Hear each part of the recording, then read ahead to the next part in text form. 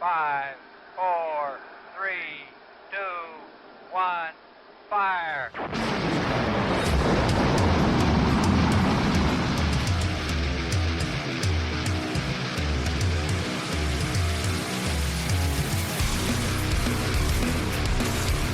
We find wrestling, one promotion, one event, one match at a time. We are the Indie Wrestling Experience with Bob and Jon. I am Bob. Jon, what is up, man? Hey, what's going on, brother? How are you? Oh, man, crazy week. A lot of work going on. How about you? Same. Say work is this is my busy time of year, so we're gonna do our best here. Yeah, absolutely. I'll start the show with this. You know, we got Sampson coming on later. Uh-huh. And I'll play you some of these promos. I don't know if you heard them, but Sampson's fired up, and they've got the big UPW show on Saturday. I think he's got a lot to say about it. He's also got a couple of other bookings that I believe he's ready to talk about, but I'm going to let him talk about that later, which we're all very excited for. Cool. But before we get to that, I'll just let you know that I went back like you told me to, and I checked out that damn DREAMWAVE show, and holy shit, that show was fantastic, bro. Like, outside, they decided to do a Buried Alive match. Just mwah, so good.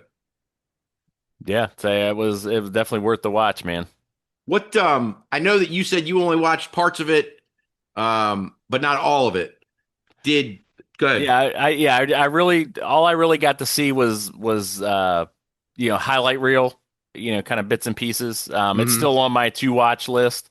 Like I said, what we just say, work is crazy right now, so I haven't got to as much of my stuff off of my list as I would like. But yeah, favorite thing I saw, man. Come on, you got a Bushwacker Luke sighting. Shit was good, bro. I'm in, and you teaching Shaza how to do the walk. Oh, it's great. Does it get any better, man? It's great, bro. And so he gets up. I don't know if you watch this shit or not, but so he gets up. He's marching down. He's got to be in his late 60s, right? Oh, absolutely, every bit. Maybe into his 70s. I don't know. Could be. So he's doing the Bushwacker walk down. He climbs up onto the apron. And Becca starts screaming that he's too old, that he's an old fogey, and he doesn't belong in this match, and he needs to get down. I was thinking they were going to set up the spot where he was going to try to get in anyway, and then Becca was going to clothesline him over the top rope or something, or throw him out, and he Bushwacker walk to the back. But he never got in the ring. I was kind of disappointed. He just turned around and said, "Oh, I guess I can't come in," and he left and decided to teach Shaza the walk and kept on going. Hey, man, it was. This is the stuff we like, right? We always talk about the little things, the minutia, right? The all the little detail stuff. Dude, that is a guy that knows how to pop a crowd, right? Listen, I could get the crowd eaten out of the palm of my hand. I don't have to do anything but walk down to the ring and walk back. That's it. And dude, he was the highlight for me. I mean, I wouldn't say the highlight, but it was definitely a highlight of the night of that show. It was great to see him, man. Oh my God, dude. And Coco Beware, we talked about that last week. Seeing him show up was pretty cool. His moment wasn't as funny as Bushwacker Luke's, but it was good seeing him. Looks good, man. So, the Boogeyman showed up at some point. Brittany Brooks shows up in a Ghostbusters costume. I mean, which was awesome. Yeah. But, can we just real quick touch back to Boogeyman? Does that dude age? Because he was old when he came in, right? Yeah. That was the whole He was like our age when he started like 20 years ago. Dude, if I looked like that 20 years ago, I'd be happy, let alone now. The guy, I mean, phenomenal. I mean, just an absolute, freak of physical nature. Yep. And they did good with the Boogeyman. They never overexposed him. You know what I mean? So he was a fun thing that popped up in an era where they were really overdoing a lot of gimmicks, like see Eugene, or you know what I mean? Like they were just running him into the ground, and that's part of that's part of why he's been able to pop up over the years. He's never completely gone away ever through any of the eras, quote unquote, that you and I have been through, and we've been through most of the big ones, right? Yep. He would pop in here or there, and it was always fairly relevant to kind of the story or the show, or it never felt like, oh, here we're bringing this old thing back, and we're kind of making fun of this old thing. That character can just kind of pop in and out, and it just works, man. And a lot of that has to do with how well he keeps himself, physically. I mean, Yeah, oh God. I know how beat up I feel. I can't imagine. And to look like that still, crazy, Yeah. crazy. Unreal, man. Well, I'll tie it back into the indies by saying I think it was the second MCW show I ever went to. Boogeyman showed up and ate worms. So it Oh. it was great, man. It was just so good. I did get to see what you were talking about though. At the end of the Channing Thomas Yes. Connor Hopkins match with Amina Belmont and Stephen Wolf. Love this whole thing. Dude. I was under the impression when you said it at first, I thought that they came down to help Connor Hopkins and then turned on him and joined Channing. No, they're all with Connor now. Connor's got like an army now. Dude, I apologize. I know I said I was going to get you that, try to find that Facebook thing, and then I couldn't find it again. Mm-hmm. Man, it was just kind of Hopkins in the back with this new crew. Just kind of spitting facts. And I'll tell you what, man, he let Channing have it. And listen, man, Sydney's blood's on your hands, bro. This is your fault. Everything that's getting ready to happen is because of you.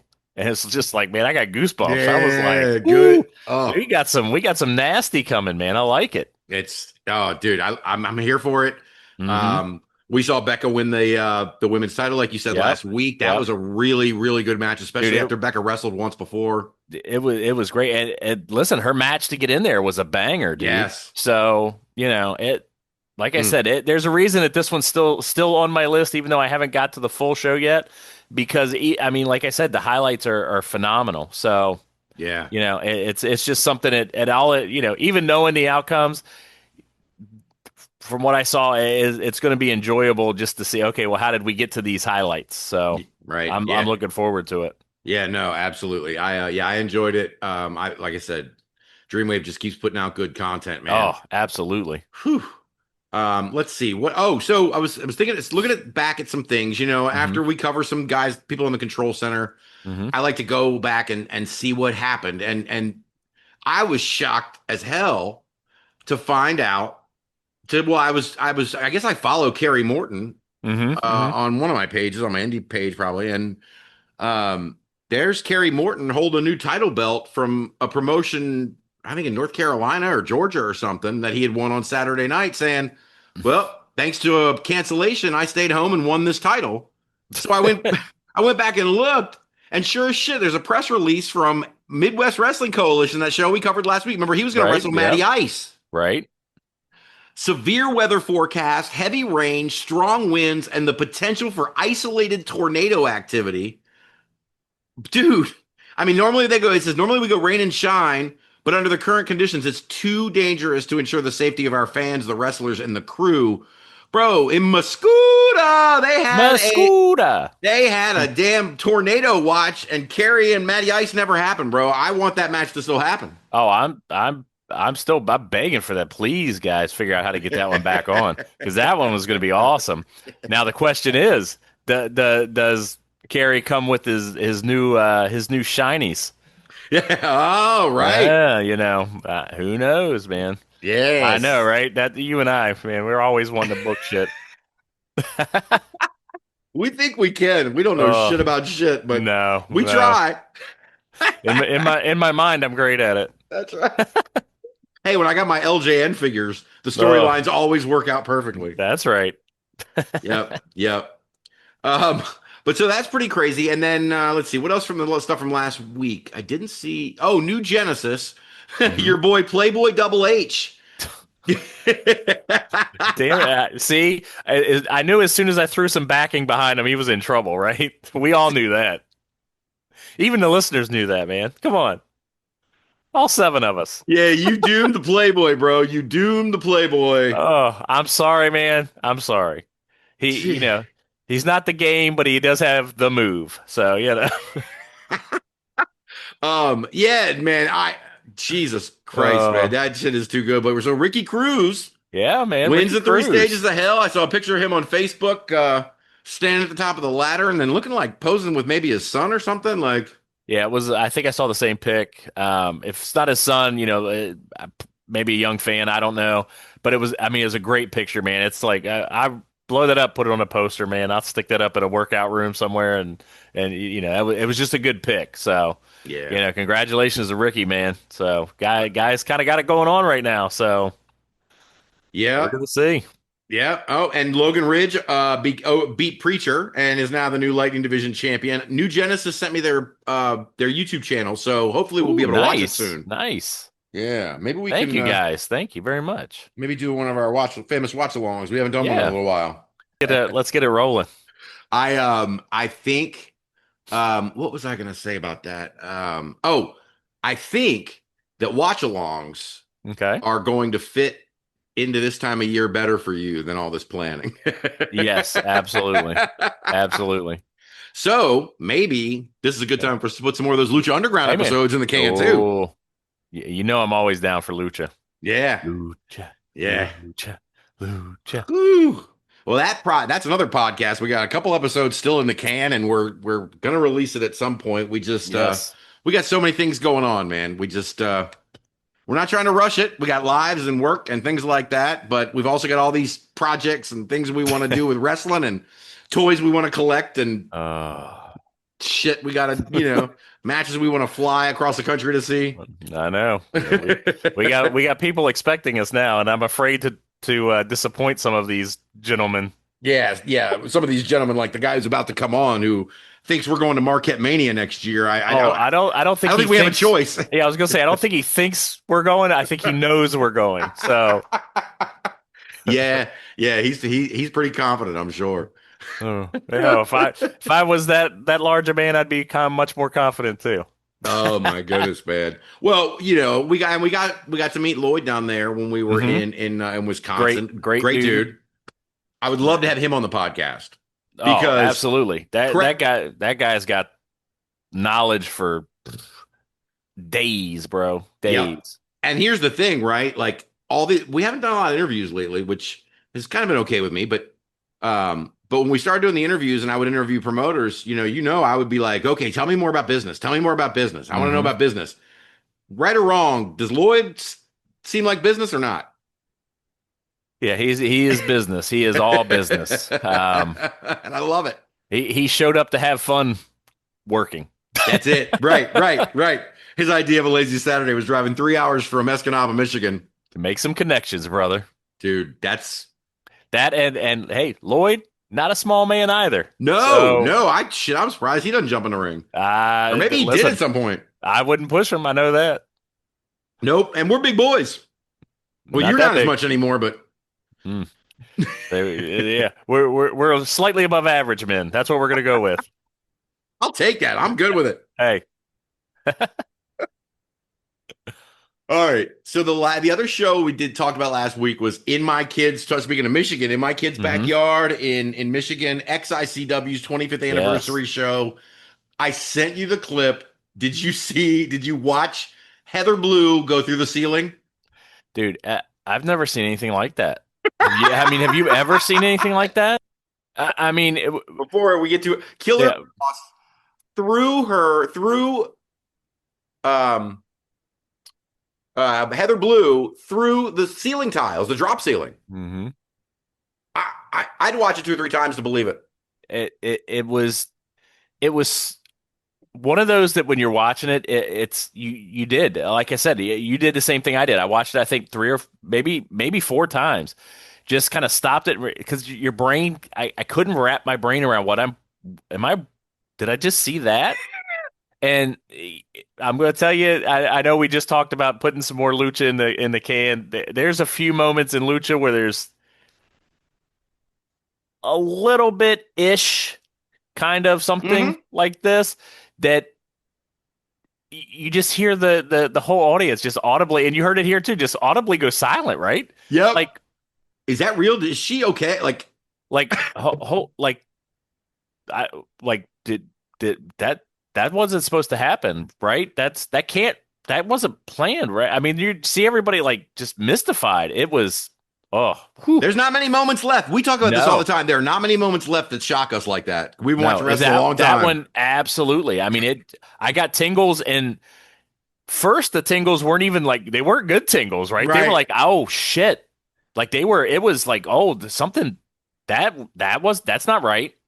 Like, Right. oh my God, it just yeah, but yeah, the more you watch it, the more and whew, it just ooh, I can't And wait to see where we go. I mean, right? Well, when Killer Kross throws you through the drop ceiling, I don't know any place you can go from there. I mean, that's how to do you the top emergency that? room. Yeah, right. Heather Blue was talking a big game. We played her promo last Yep. week.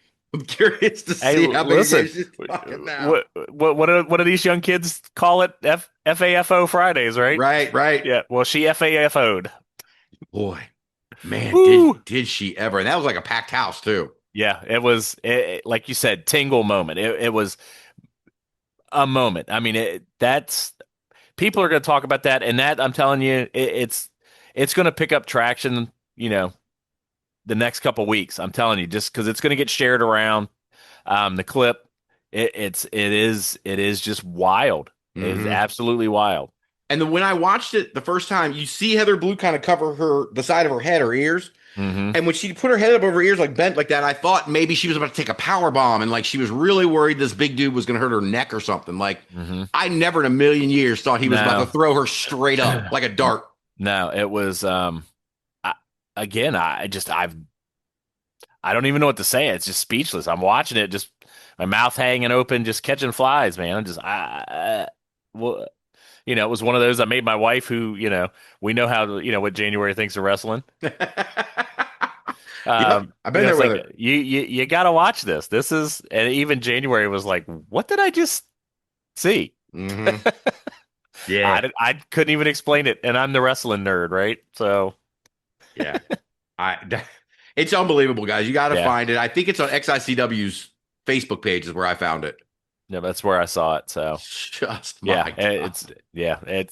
it's worth repeated viewing. If you Uh, like if you like your viral wrestling moments, that needs to be in your top five for sure. yeah, yeah. It's funny. Speaking of top fives, you Hmm. know, these damn rankings, the top tens became top 15s, and then the top 15s became top 20s. And now it's going to be like the coaches poll, I think, because I think it might be expanded to 25. Because I've added 30 new promotions this month. And it's going to be 118 starting November 1st. Oh, And I wanted to make sure that I had coverage in every area. Um and so I hadn't really got much of the West Coast. I told you before. I brought in hmm like Defy and right. some folks like that. I got big time wrestling in California now. Aaron Hmm. Solo is their champion. Oh, nice. Yeah. Some Arizona, got one in Idaho, one in Montana, where JDX and Rampage Santana apparently are frequently, which shocked Okay. me to death. Crazy. But man, it's Nice. the list of people that have been on my rankings is going to be over 2,000 by been 2 weeks. It's Wow. yeah, it's insane, man. It's insane. Anyway, so the reason I mentioned that is because last week we were talking about MCW coming up, Hmm. and we're always talking about Jadis Quinn, and Yep. I'm always looking for new champions. Well, this shit was right up my alley, boy. When I saw this, that Jadis Quinn beat Alec Odin to become the new MCW Rage TV champion, I literally cheered out loud. Yeah, I mean, you and I have hell for the last 6, 8, 10 months. We've been doing this however long. And I know you and I were following Jadis even before we were doing the podcast together. Jadis has kind of been, our passion project, right? I love the No guy. remarks, man. Um, you know, Whale tail and we all. whale tail and all. To have it's really cool to have watched him kind of come from, where he was just kind of on that, his opening matches and, he'd win some, lose some, um, to full-fledged, he's a full-fledged fucking superstar now, dude. Um, and beating Odin is no small feat, man. That's a large So man. Oh, Alec Odin is a huge he individual. Alec Odin is their powerhouse, right? It's kind of the MCW's bruiser.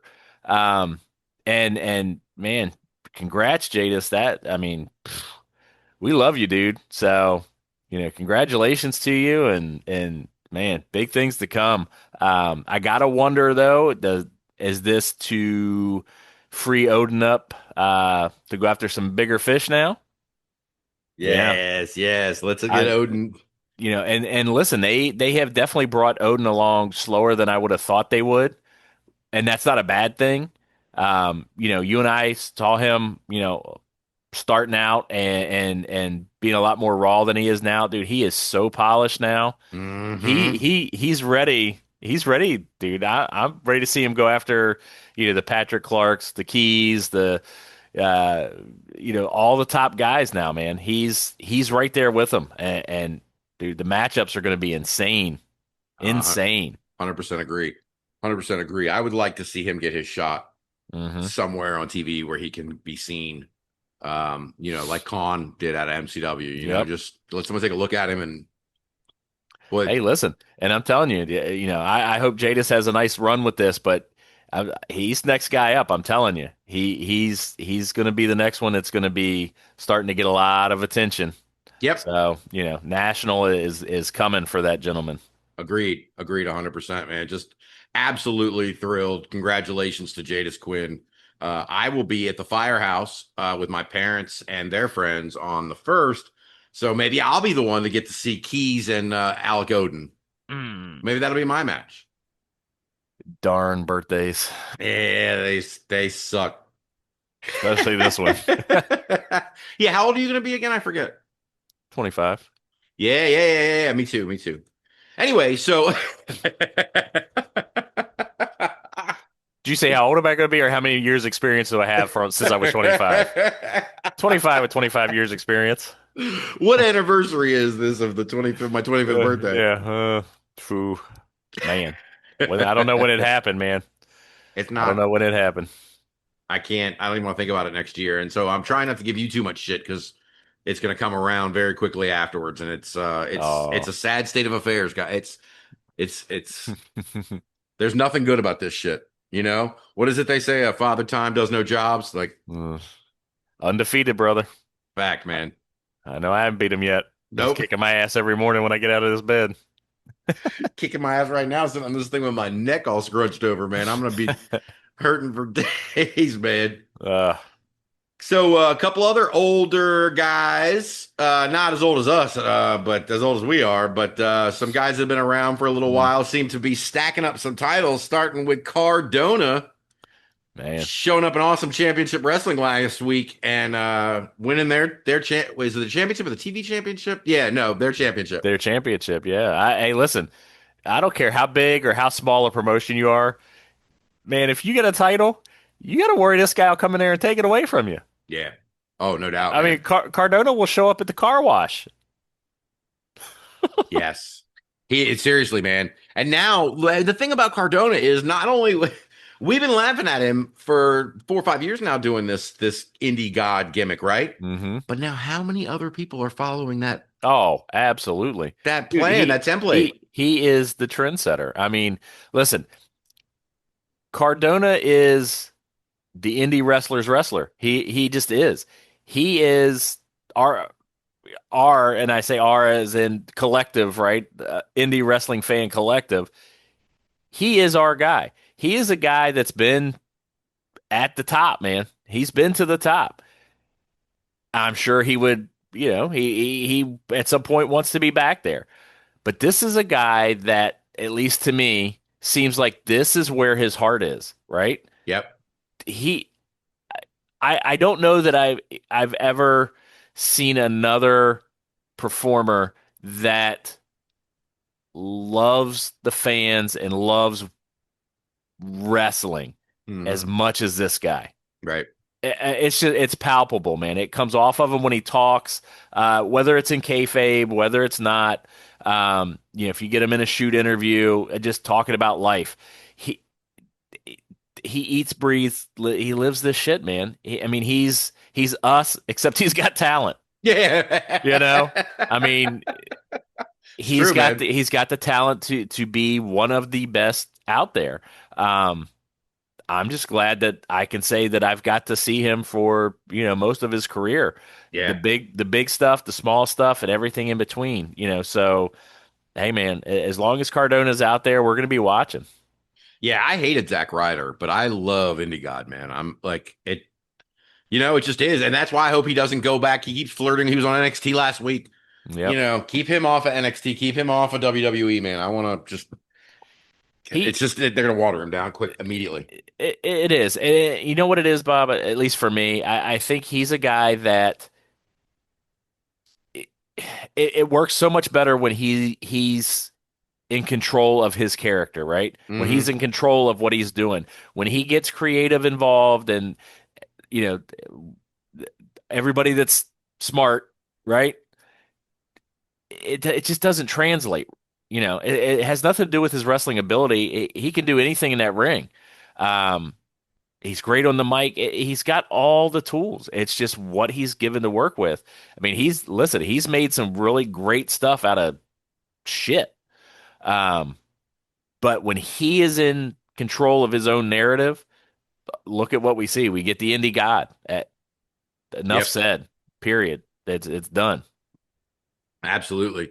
Yeah, I mean it's good for him, man. Good for him. I mean, Cody basically laid the blueprint Yep. out for the majors, and then Cardona refined it for the indies and made it Yes. successful. And now Shotzi's, around trying to, Oh, yes. oh, I love all of it, man. I love all of it. I love having these guys. I love these guys have a place to go where they can land comfortably and do some really cool shit instead of just Yes. like, oh, I got to go back to the indies for a Well, while. and I love that we have promoters out there. Like, we've talked to Evan, we've talked to Rich, we've talked to Zirconium, right? We've talked to some of these guys. When the promoters let these guys, kind of run with it, and once these guys show these promoters that, listen, I know what I'm doing, you can trust me. Magic happens, man. Magic just I mean, how much fun have we had at these shows watching Oh, Evan's stuff? How much, going out and seeing Zirconium's, stuff dog in person, and seeing RPW with Rich. It is phenomenal. I want everybody to be able to run out and check these things out, because it is you and I doing this, dude. It is some of the most fun I've had in my entire life, and it's just, we can sit, you suspend disbelief, and you watch these amazing, amazing performers. And Cardona is at the top of that list, man. He really is. He's just the guy. no doubt, man. No doubt. I mean, he is the guy. I mean, it's I mean, if you're gonna make a list of all the indie wrestlers, the top indie wrestlers in the entire country, I mean, Cardona is, he's leading that charge, man. He really is, and that's whew. And I tell you what, you talk about a list of indie wrestlers and in the country, you cannot have a list. You couldn't have a list like that without Tim Bosby. Am I right? Like I said last week on this Whew. show, Tim Bosby was due to lose the action title. He's been champion for a year. It's time for Tim Bosby to lose that title. He's touring the country. He's at New Texas Pro defending it. He's at New South defending it. He doesn't give a shit. He's defending it everywhere. I said, it's time. They booked him with Adam Priest. It's time for him to go down. And what does Bosby do? He goes and wins another belt. He goes and wins the Hooligan Championship Wrestling title. So now he's carrying two. The guy's amazing. You saw him. Yeah, he's a freak of nature, man. He is a large man that moves like a cruiserweight. Mm-hmm. Um, that can go toe to toe with any big man. He can go move for move with any little man. Um, dude, he is by far one of the most impressive wrestlers I've seen in quite a while. Yes. No, I agree, man. And in fact, that was the genesis of our decision this week for our IWX Watch This. Hmm. And especially with the tight schedules that we're on, especially you. I act like I'm busy. I'm not busy.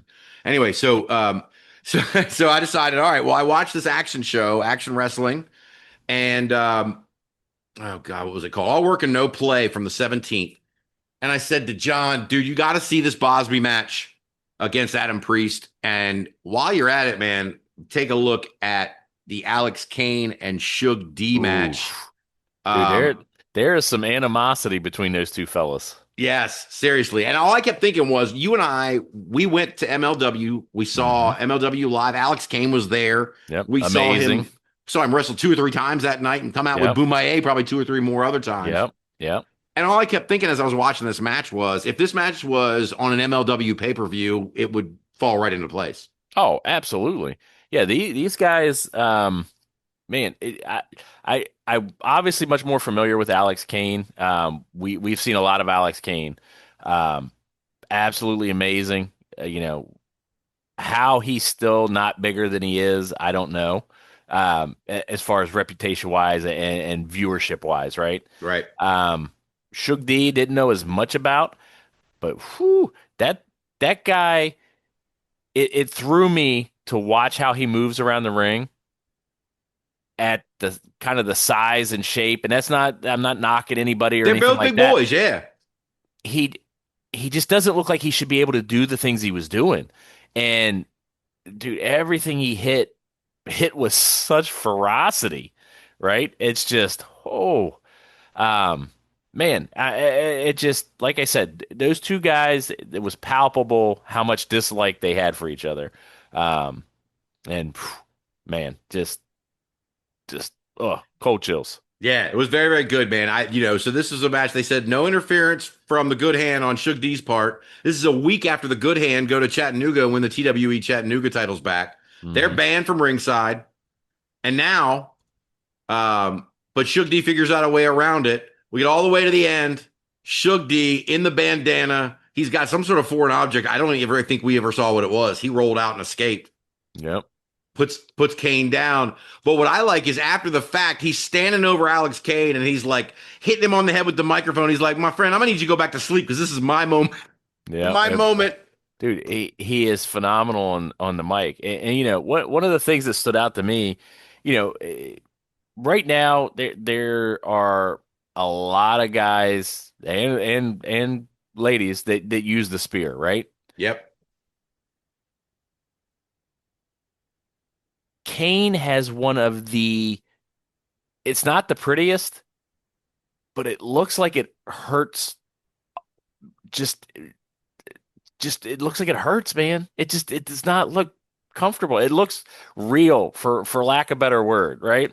Yep. You see Roman hit the spear, it's like, You see Bobby Lashley, okay, it's a good move. You got that flip thing you do. Moose kind of does it, Charlotte basically reaches her hand out to the side. Yeah, it's, it looks like it's just a street fight, shoulder to your stomach. Just, it looks nasty. I agree. And when I thought of it, now again, don't at me as my kids used to say. I don't know if they say it anymore, but anyway, don't come for me when I say this. I do not need to put them on the same level. But when you said that spear had to hurt, or that spear looks like it hurts, it doesn't look like the prettiest thing, but it looks like it hurts. Immediately, my mind was drawn to Goldberg, because Goldberg used to, and I'm not saying this spear is as good as Goldberg's, but Goldberg used to hit people funny in a way that made them look like they were folding in half, and then they would fall. And that's kind of what this Kane did. It kind of made this visual that made you feel like he was really getting hurt, like bent in half. Listen, and I'll debate it with anybody that wants to debate it. To me, Goldberg's spear is always that's the spear, right? That's just it. It's Goldberg's thing. Like you said, the way he hit it, I think him being a football player for so many years, the way he hit it is like a tackling dummy. He hit it like I remember being taught when I played football, middle school, high school, in a tackling drill. And you could almost see guys, and I don't know if they sold better then. I don't know, but it almost like their body stiffened up and froze when Goldberg hit them. And part of that was just Goldberg was so big, dude, and raw, and just I've heard that somewhere, and he loved to knock guys on that part of the ring that's really hard. Which, by the way, Alex Kane took a bump on. Yes, he did, and that did not look like it felt good. Even if is the hardest part of the ring. But yeah, Kane's spear just it reminds me, it invokes those feelings. It doesn't look like Goldberg's, it doesn't hit like Goldberg's, but it makes me feel as a fan watching it that impact, that ooh, oh, I don't get that from a lot of them. I don't know, man. I hate to say that it's a move that's becoming, overused. I think, right now, you know, even though we're not huge fans of the product, Breaker has got a great spear. Yep. I love it. It's probably, you know, right there with Kane's as far as the best one I've seen kind of since Goldberg. But man, it's Kane is just, that dude is just amazing. And like I said, that to really be the first that I've got extended watch on Shug D, man, congratulations, guys, because I'll tell you what, it was hard to follow after that match. It was. I tell you this is completely for nothing but self-serving purposes and has nothing to do with the conversation. But I have a video of Mhm. Shug D and Bo Crockett doing a mid-match dance-off that involves a referee in Virginia. I'll send it to you. I can't with you, man. I really worry about you sometimes in your tangents, bro. Oh, dude, you have no idea. I got stuff. Oh, I do. That's my problem. I got stuff. I got more shit to tell you off air when we're done, man. We didn't have that much time before we started, but oh, dude, it's the depths, dude. It's so anyway. Let's talk about that Bosby match. Oh man. Bosby and Priest. So I told you before, I said, John, you got to watch this because they set up Darian Bankston. They set up Darian Bankston. And then they bring in Adam Priest. And I said, this is where the title change is going to happen. Right. Doesn't happen. No. But first question to you is, I don't think you had seen Tim Bosby before in action. What do you think of Tim Bosby? Large individual. Like I said earlier, man, he's got the power and the size to go with any big guy. I mean, you watch him, and dude, in my head, I'm already booking him against everybody, right? Yep. And then to watch him move, especially with a guy like Adam Priest, who's, man, Priest, he physically kind of reminds you of the WCW cruiserweights back in the day, right? Benoit, Jericho, Malenko, that shorter stature, thick. I mean, dude is jacked, right? Yep. You can see and He is watching very him, much man. built like Benoit now that you mention it. Yeah. Well, especially when he hit that STFU, man.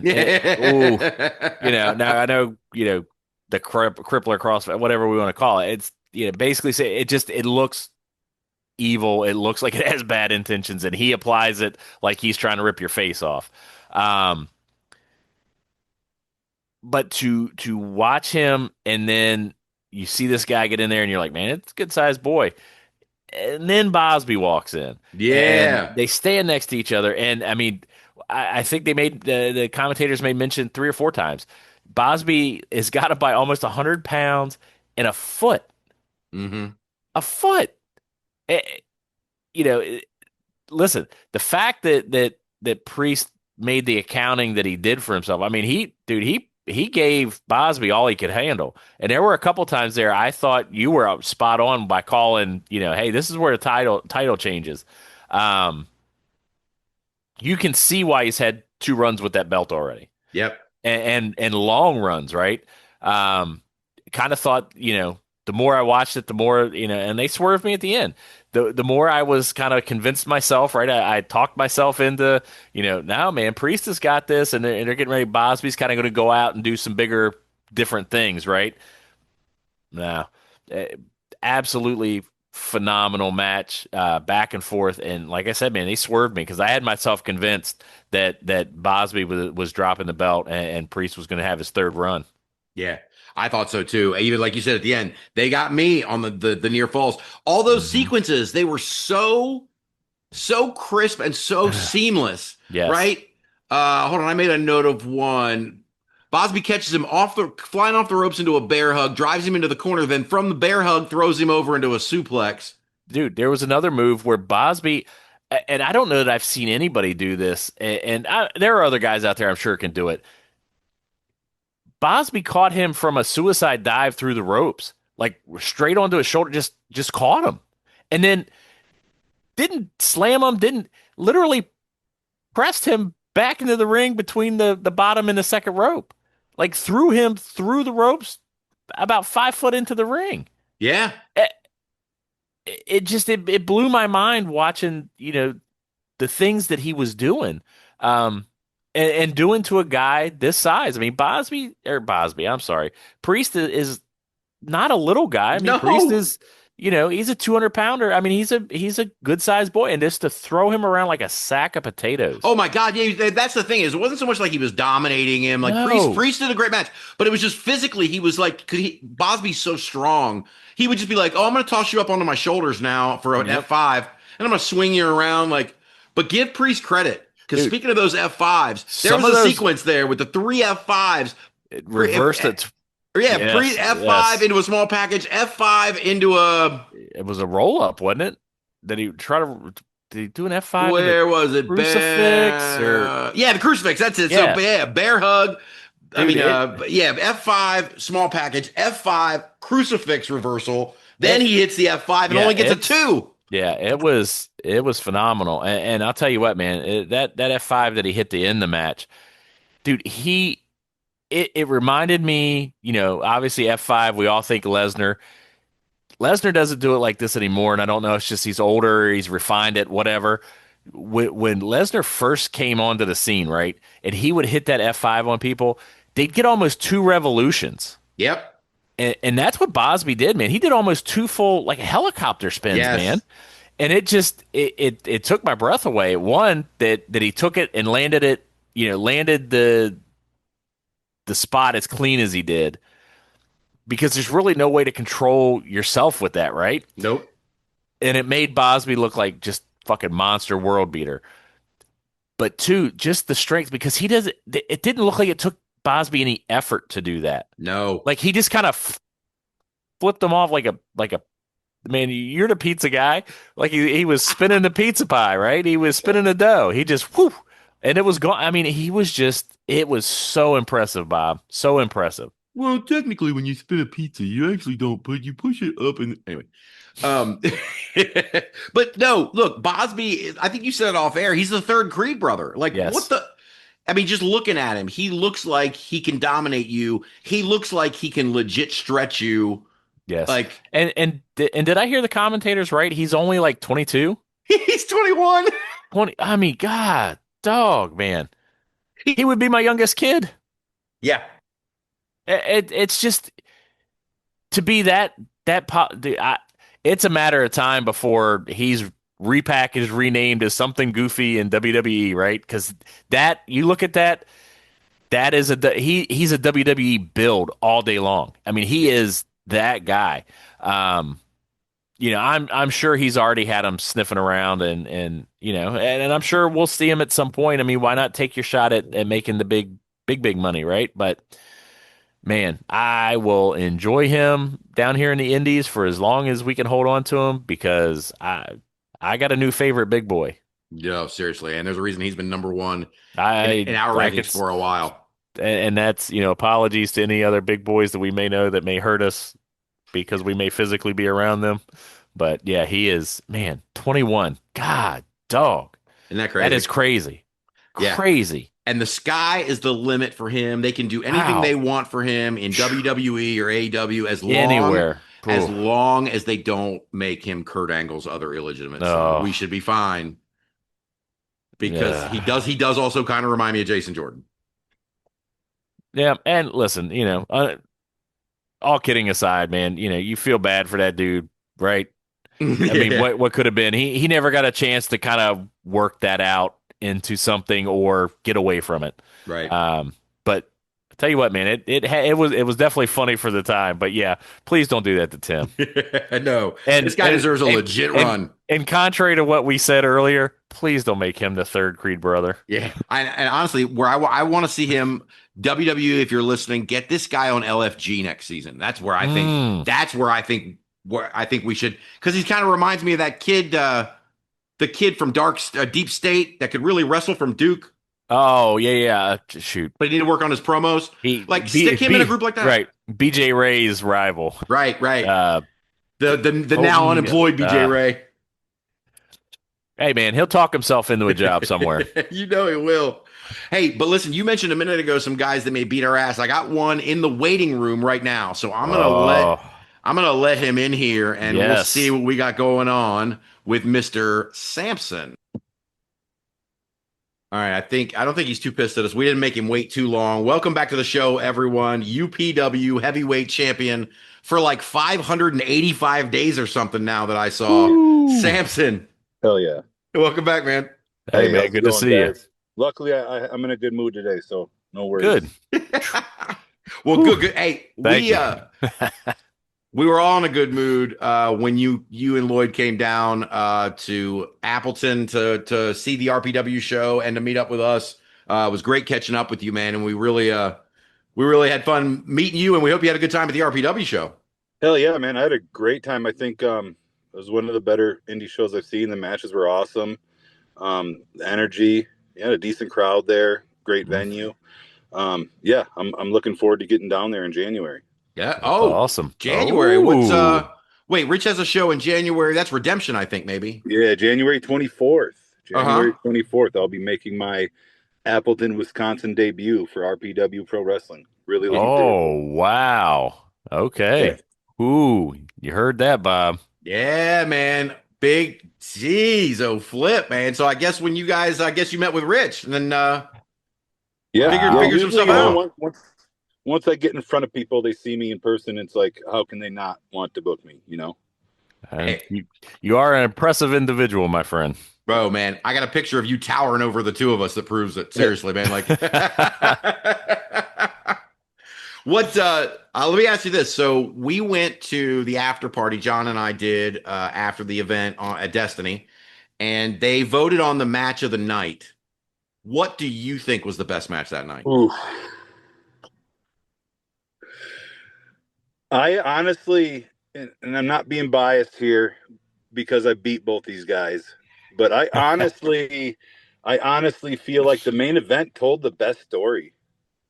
Yeah. I liked Ethan Matthews' match. That was really good. I did too, yeah. The guy they brought in from NXT, that was decent. But I think to me the match of the night would have been Silas and Mr. Anderson there. Yeah, that's the one that won the vote.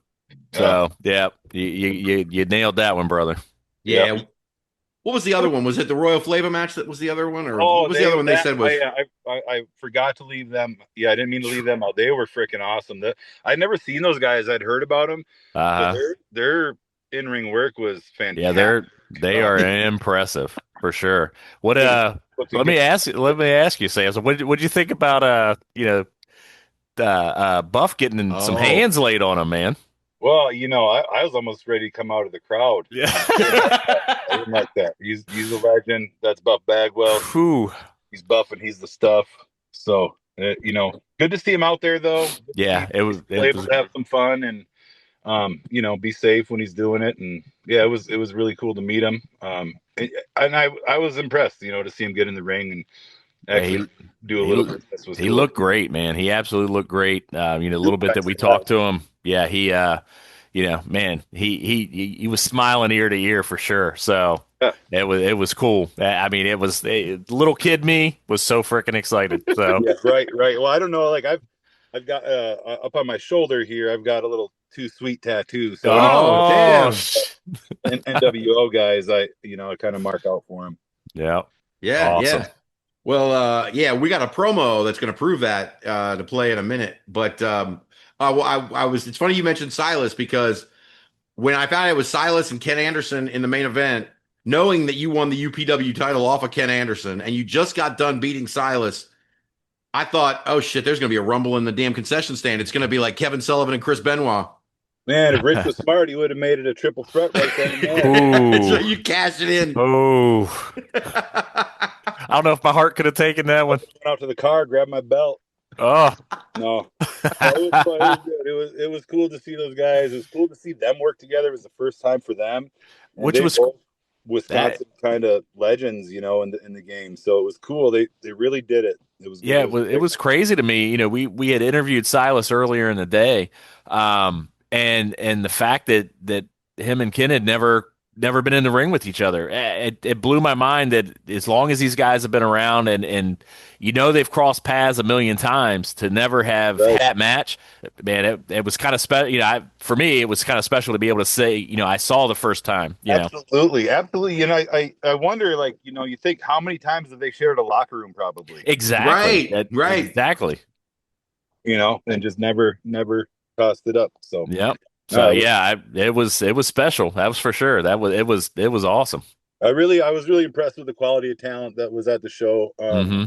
You know, Rich finds quality talent, and those are the shows that I like to be involved with. I do a little picky with my bookings at times, so I want to make sure, you know, promotions are, you know, ran professionally and have a professional look, and, you know, bringing in high level performers, and that's what he does. So I'm really excited to get down there. Yeah, and Awesome. I think Rich kind of feels the same way on the other side too. Like Rich is very picky about the people that he books. Yeah. You know, and he's very, very picky because he wants people who are professional, and this kind of the same thing you do on the other side. Yeah. And so it's good to see you guys hooked up, because I think hopefully that's a good relationship, and that you know, you keep going back down there, because I don't know, you're wrestling in January, but I guarantee you it's going to be a banger. Yep. Yeah, he hasn't said anything. I have no idea yet, so I'm waiting to hear the news. I think this show's coming up this week, or the first weekend in November is the next one, so we'll probably find out after that. Yeah, I think that's the weekend of the tournament. Yeah. And speaking of UPW talent, he's got Leela Hall booked that weekend. Nice. So looks like she made an impression. We were impressed. I know John was excited to see her in person, and she doesn't disappoint. She's full of potential. I'm ready for her to take a big step, man, for sure. Yeah. She's phenomenal talent. She's a talented young lady, and I don't think she's probably ever been beat up like she was that night. Dude, Stacy Shadows is no joke. Yeah. Seriously. I'd be afraid of her shit. I said to Bob, I said, you know, if the Undertaker was a woman, it's Stacy Shadows. That's the aura I got from her. She was right. She's pretty good. Like when I went to my my wrestling school tryout, she was there. She was part of like the crew that would do training and stuff like that, and so I got to meet her then, and seeing her perform finally was pretty cool. So. Wow. Yeah, absolutely. And John and I were sitting out in the audience, and I remember I was saying something, or one of us was saying something about comparing her to how Cora Jade, Elena Black looked when she first came up. Like it's just very similar, like the ability, you know, she can go in the ring young, but she's got tons of potential, and she kind of hits the ropes the same way, like the whole thing. And it just that's the kind of trajectory we were thinking of, because it's like 2 or 3 years from now, where's Leela Hall? I bet you it's somewhere good. Yep. She's down in Detroit, so she gets a lot of opportunity to work, and she gets booked, like I said, other places. She was on our Vegas show.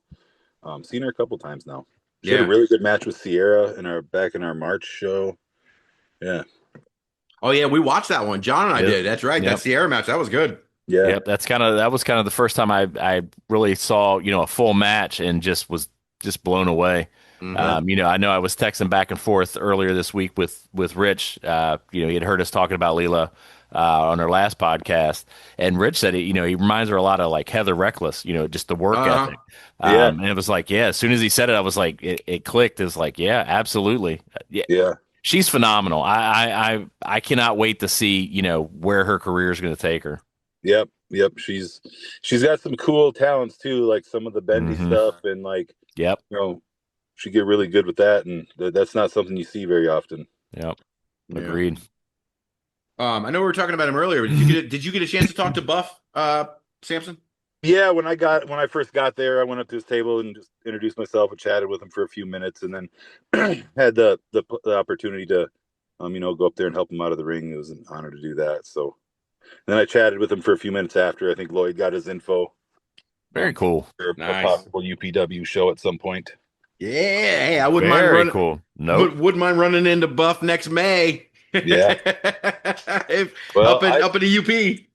Anybody that knows anything about Marquette Mania, I think this is going to be the biggest one yet. I can't say anything, but there is some extremely, extremely exciting things on the horizon and people that we've been in contact with for Marquette Mania this year. We want to make it Very up cool. for having no shows last year and flights not Mm. be able to make it and whatnot. So we're going to really go for it this year. So people should mark your calendar.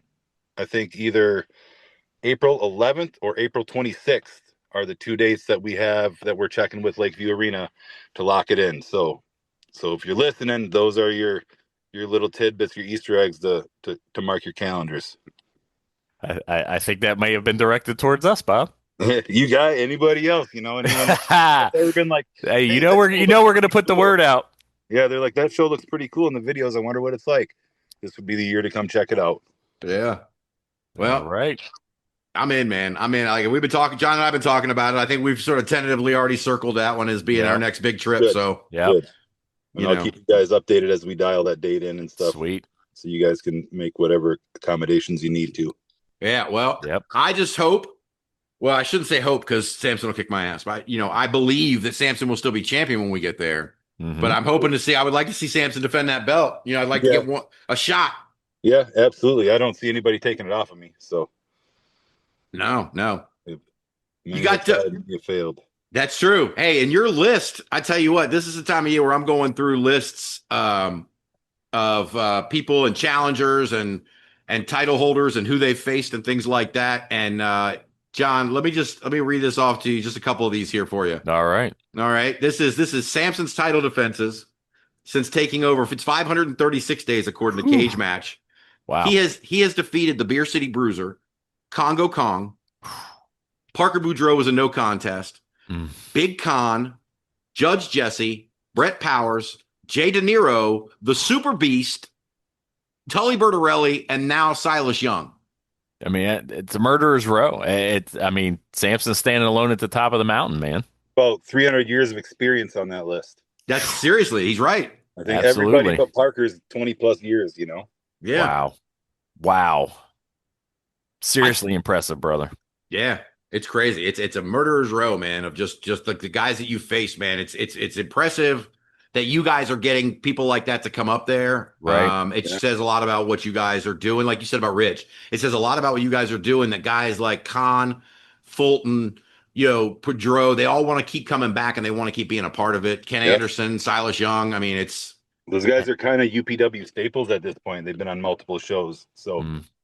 No, listen, man. I think that's a big credit to you because unless they've got something to try to conquer, why show up? And man, listen, you're trying to say you are like the impenetrable wall right now, brother. Man, I don't know that I throw myself against that.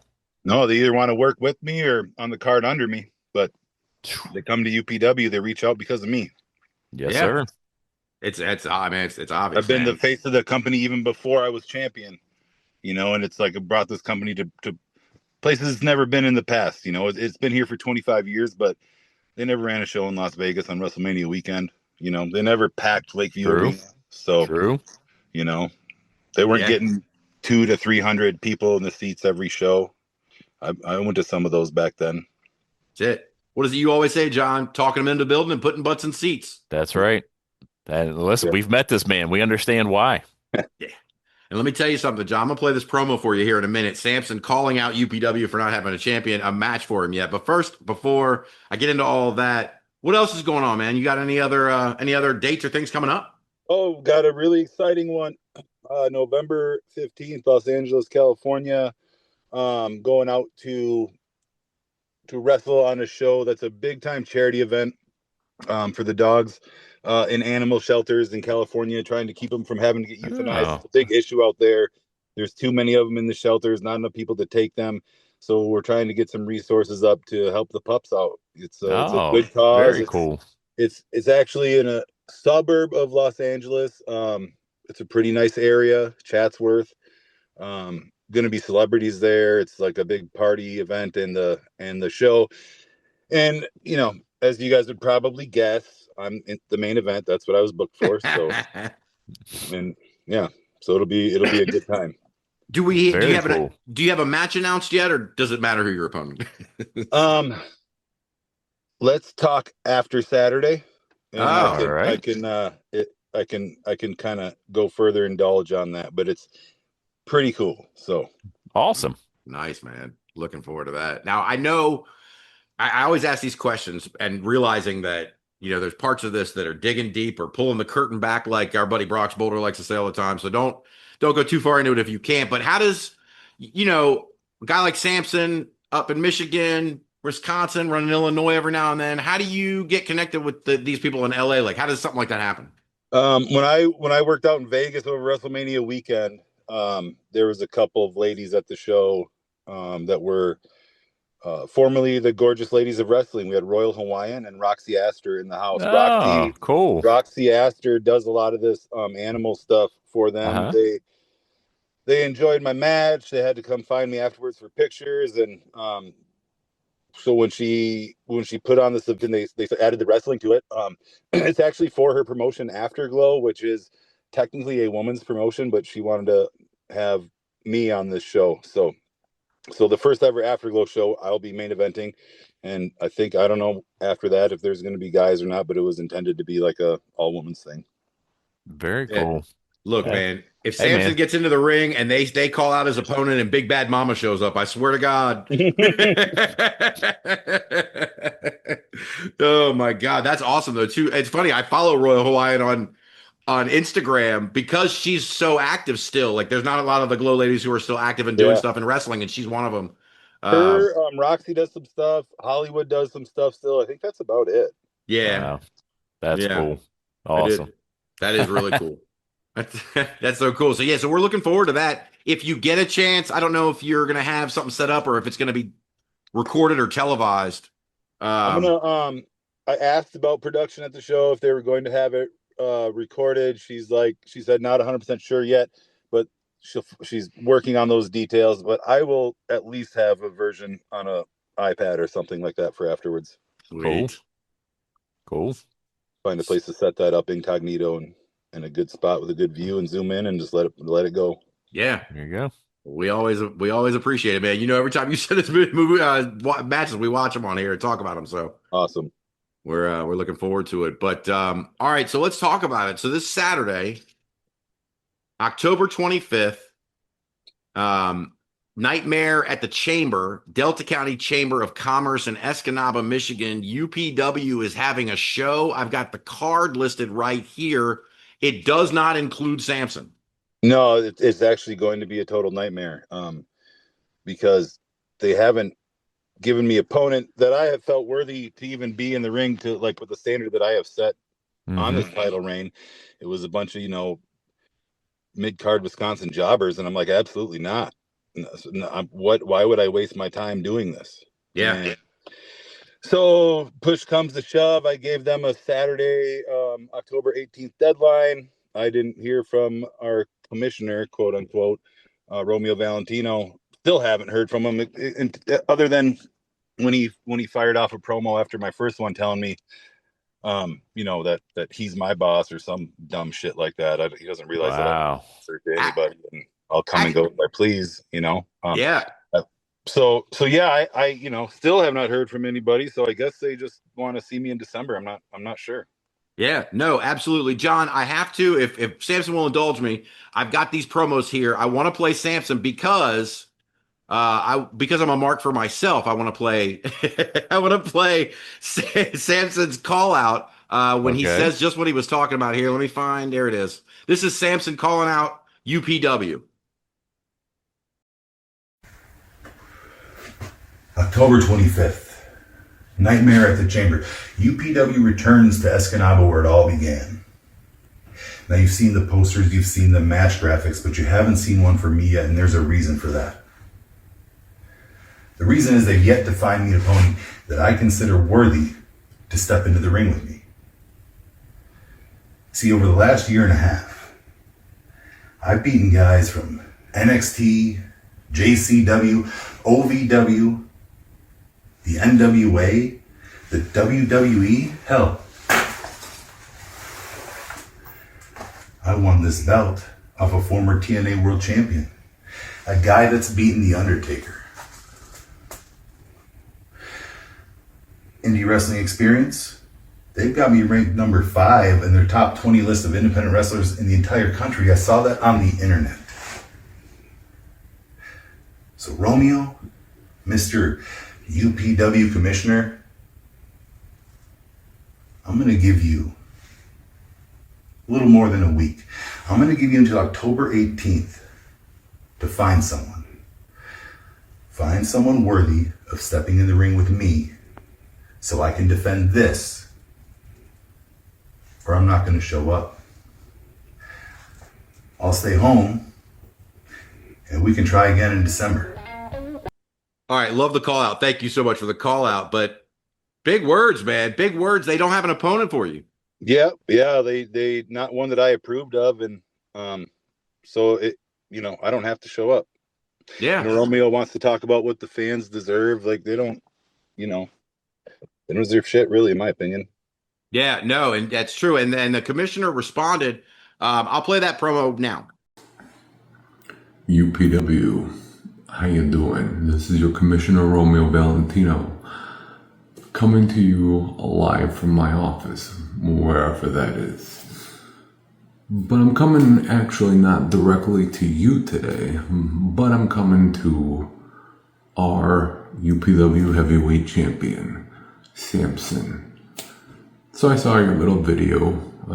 I'm a little perplexed as to why you're cutting promos on me from 1953 before the invention of color television, but hey, if that's the way you want to go, I guess we'll do that. And I did also notice that you put out all these random pictures of you and your friends wrestling around on the internet. Well, hey, I can put up pictures too. Let's see what I can find on the internet. But in all seriousness here, I got some news for you, big fella. You're a great champion. Yeah, you've defended your title over and over and over again. Interestingly, it seems like the collective always happens to be involved, and yet you always happen to walk out of there with the title over your shoulder, don't you?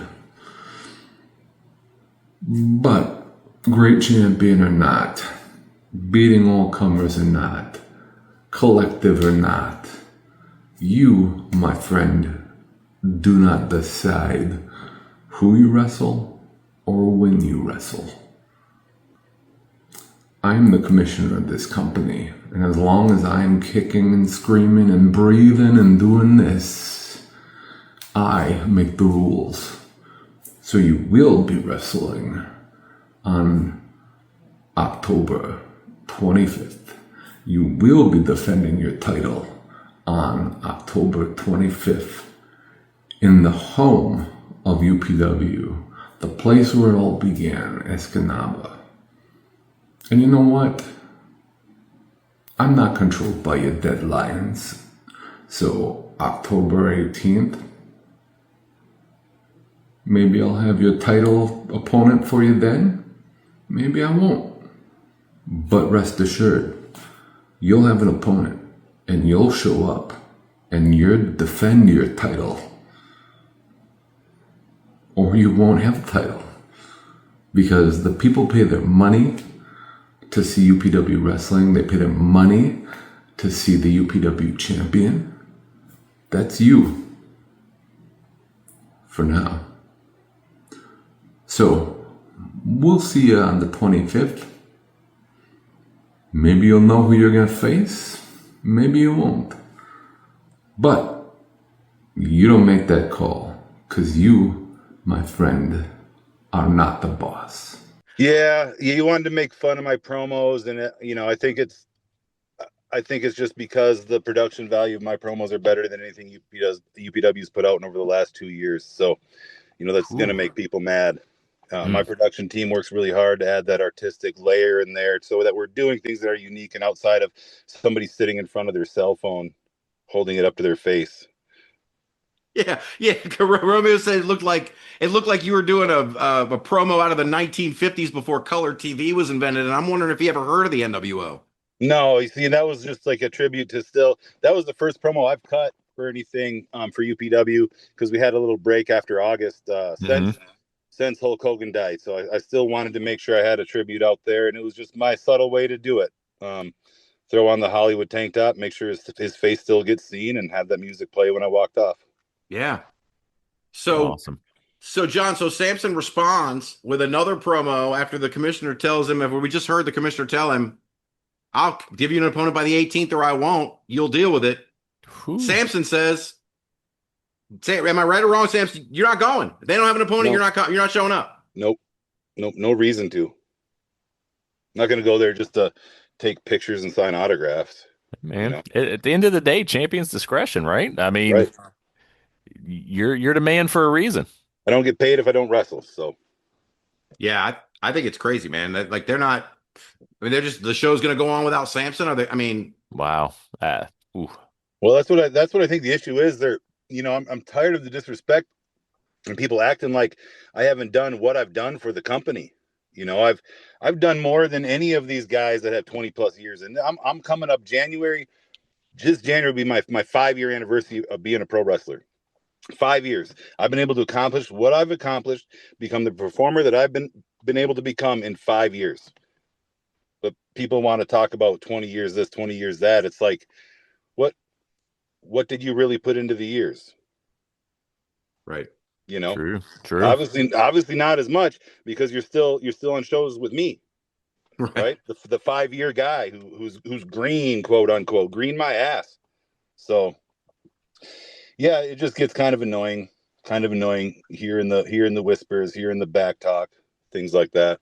Yeah. Hearing the disrespect because, people that have more time in than me, blah, blah, blah. I don't want to hear it. Beat me. Yeah. No, True. that's true. Well, I guess it ain't going to happen this Saturday because Sampson doesn't have a match. But Sampson, we were going to roll into our control center here and we're going to preview this show. Do you want to hang out with us and talk about the rest of these matches?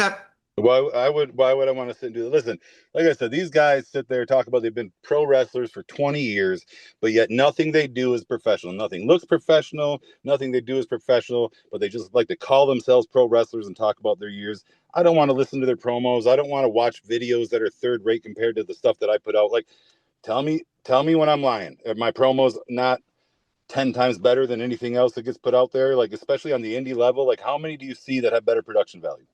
Like maybe the guys that have been to the show and came back down.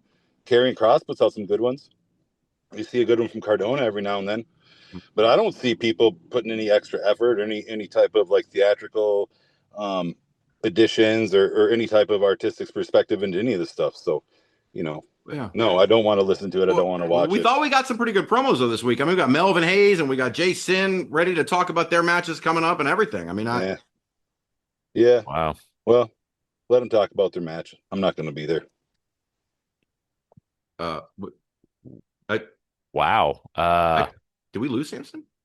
I saw a meaty finger head to the hang up button, Bob. I did too. I think Sampson dropped us, brother. No, he's gonna come on, he's gonna come back in a second. We're gonna talk about this. We're gonna talk about this show anyway. But I wanted to have him. Wow. Okay. I thought he was doing a bit. I thought he was doing a bit for a second, and then. Wow. Okay. He hung up on us. I mean, you're right. I saw the meaty finger. Wow. Yeah. Anybody else? This I might. Crazy, man. What the fuck with this show? Anybody else? I might call back. I'm not calling that man. Nope. If he wants us, he'll find. What the fuck is with this? He will contact us if and when he needs us or wants to speak to us. I'm not tracking him down. Right. Not in the mood he ended up being in at the end of that interview. No, thank you. Oh boy! Wow. Wow. He is an upset man. Who? Shit.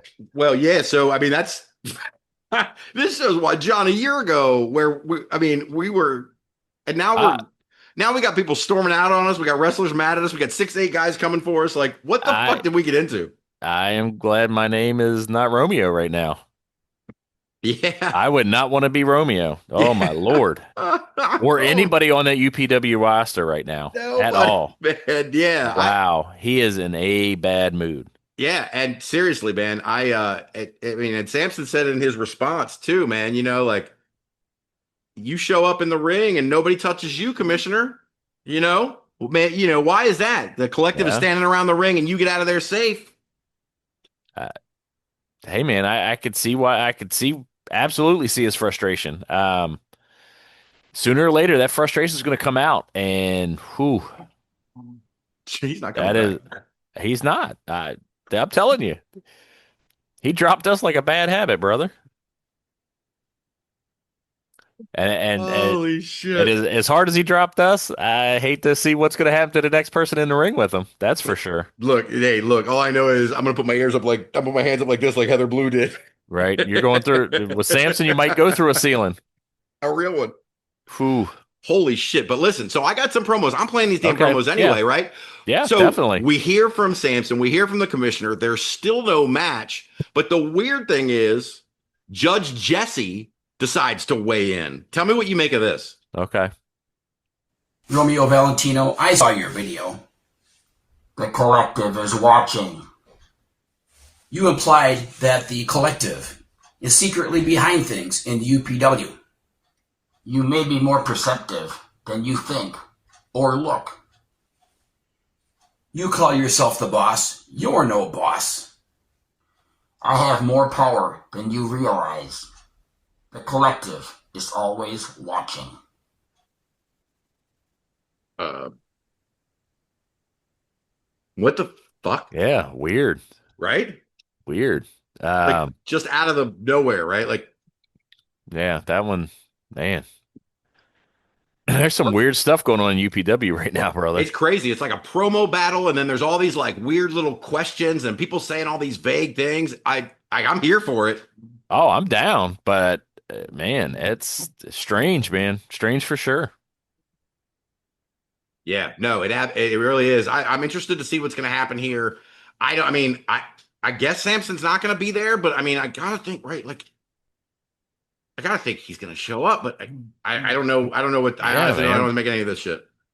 I'm guessing UPW knows what's going on and they're going to figure it out. But yeah, but the UPW, you think they got the balls to roll the dice that you know the big man's not going to show up? Yeah. I mean, that's your draw, right? That's what people are coming to see. Yeah. I mean, that's what Sampson's upset about, right? Is that he's not getting the props, the credit. You know, I'm the draw. I'm the reason people are coming in here. I'm knocking down all the dominoes you're putting up. I can see why he might be a little upset. And whew, yeah, man, UPW is in for some stormy weather, man. Yeah, no, they are, man. So, but let's talk about the rest of the show. So, UPW, Nightmare at the Chamber, Delta County Chamber of Commerce, Escanaba, Michigan. This Saturday, the 25th. We've got, well, my dog is barking, but we've also got, we got Corey Kerr is going to be there taking on Lennox Leone.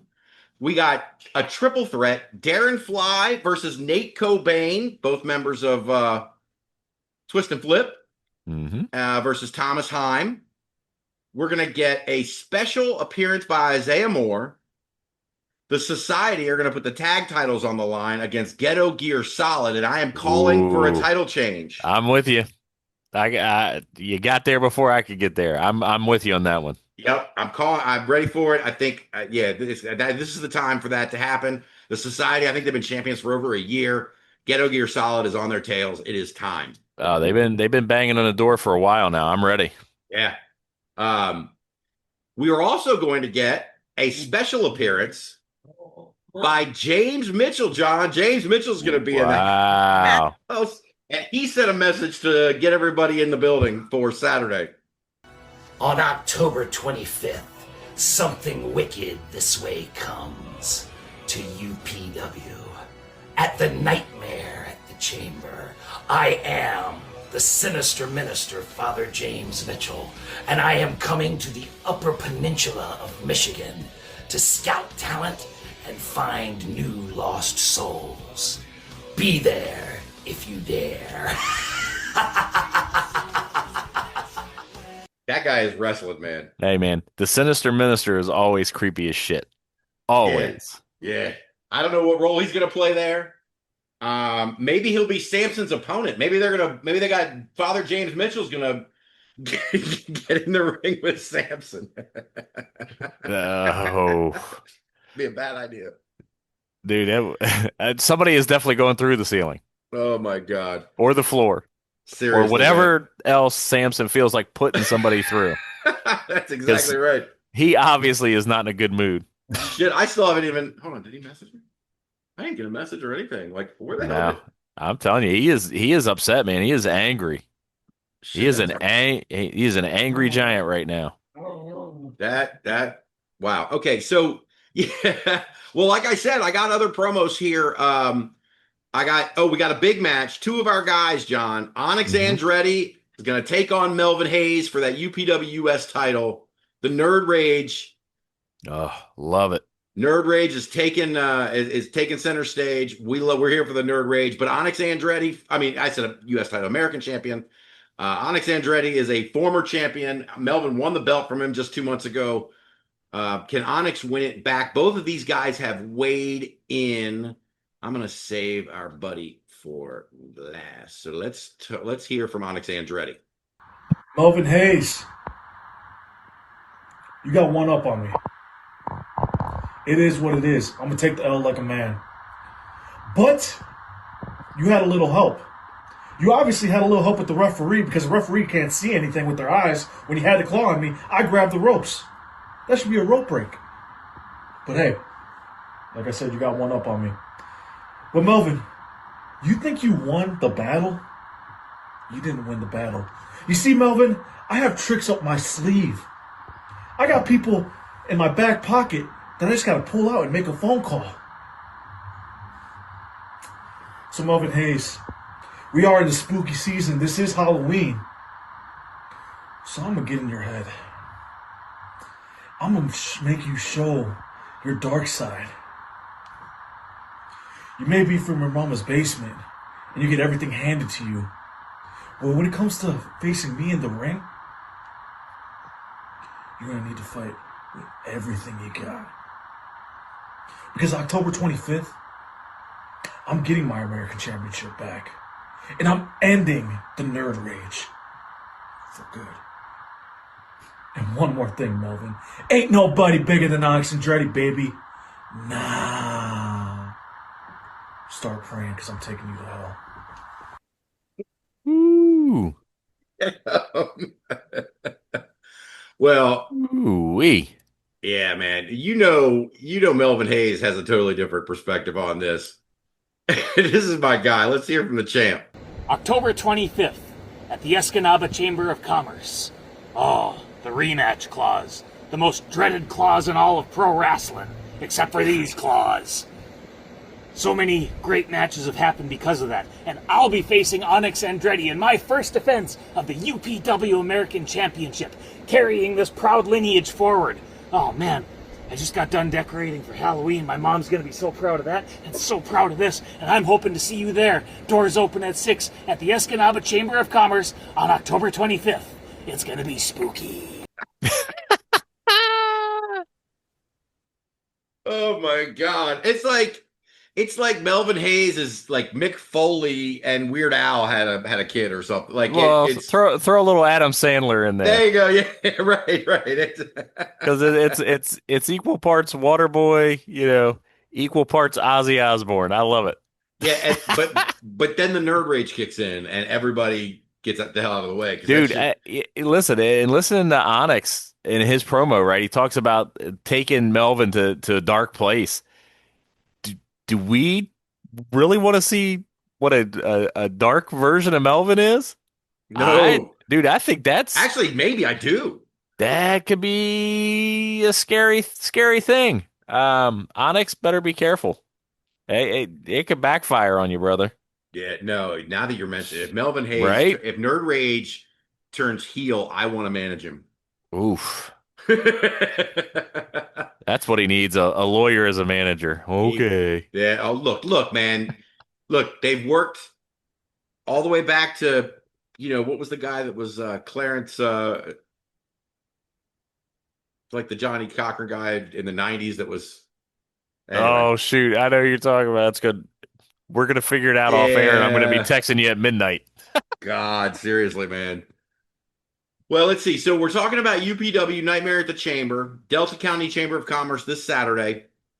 We've got BJ Allen and Gio Bronco teaming up to take on Supreme Brett Powers and Slick Rick. And then we got one more match, John. A guy we just have been talking about, a guy that we just met. Silas Young is going to be back in the house, fresh off of his loss to Sampson in UPW, but fresh off of his big win as RPW champion at Destiny over Mr. Anderson. Silas Young is going to be there. He's going to take on Jay Sin in a match that I think is going to be just a battle, a war. Let's see. I got stuff from both of them. I told you, they've been cutting promos in UPW. It's like promo week. So let's see. I got Jay Sin first. UPW. Normally I get into all these things about how I'm a constant professional, how I'm a student of the game. I'm here at the show. I'm here in Virginia. I travel. I do this.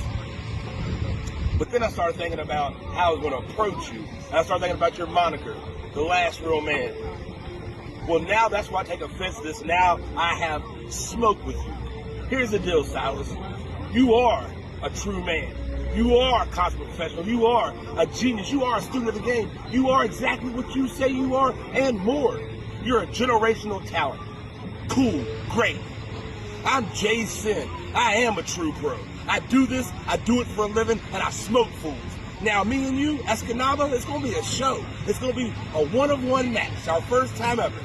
UPW, I'm glad you're doing this for us. I'm glad you're doing it for the fans. But Silas, between me and you, it's time to figure this out, because I promise you, you're not the last real man.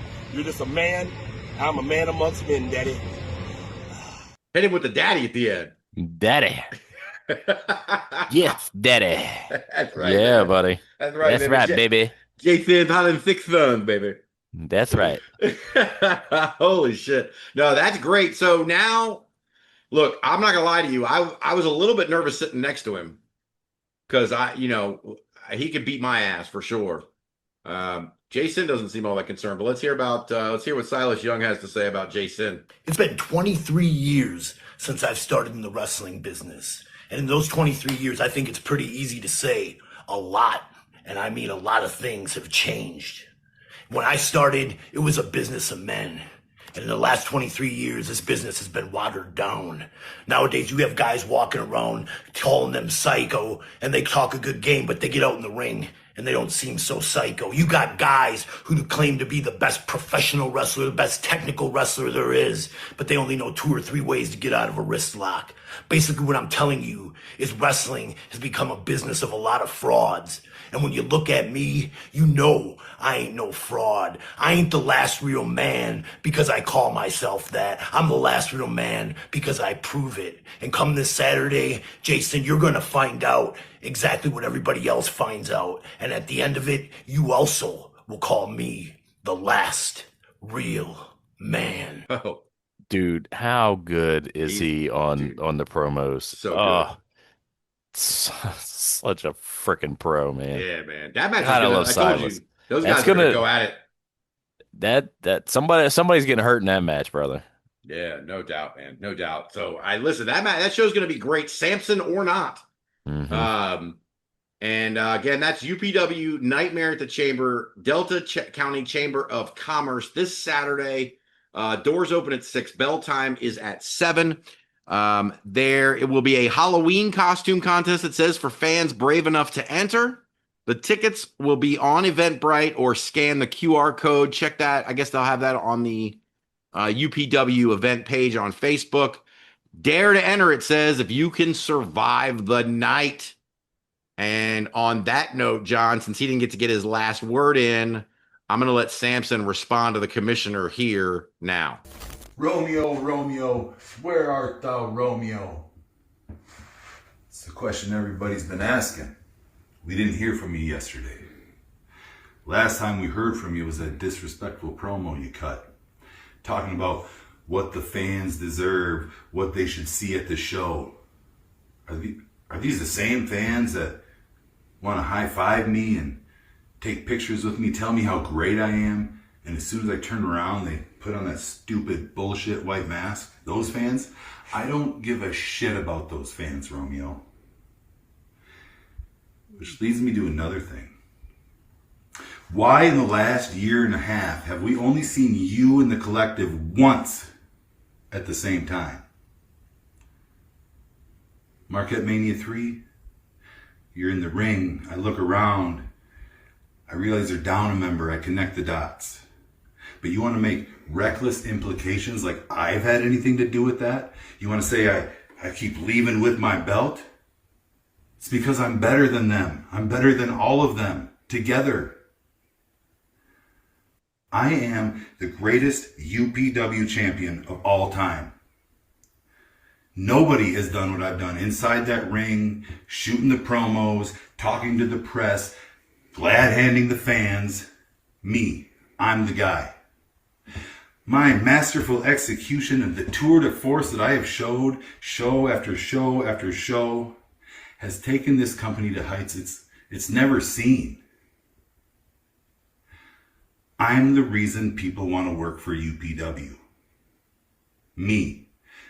They want to be on the shows that I main event. They want to be in the ring with me. They want it because of me. So the next time you want to get on camera and speak my name and you think about saying some funky ass bullshit like you did, you better think twice, because I will smack the shit out of you. You better put some respect on my name next time and recognize everything that I've done for your company, Mr. Commissioner. But since you didn't have a match for me, I guess that means the champ will see you all in December. Elvis has left the building. Bro. Damn, son. I told you. I meant to play it earlier. I'm telling you. I mean, I'm glad that since he left, I'm glad that I got to play it at the end, man. But that sets the stage. Sampson says he'll see y'all in December.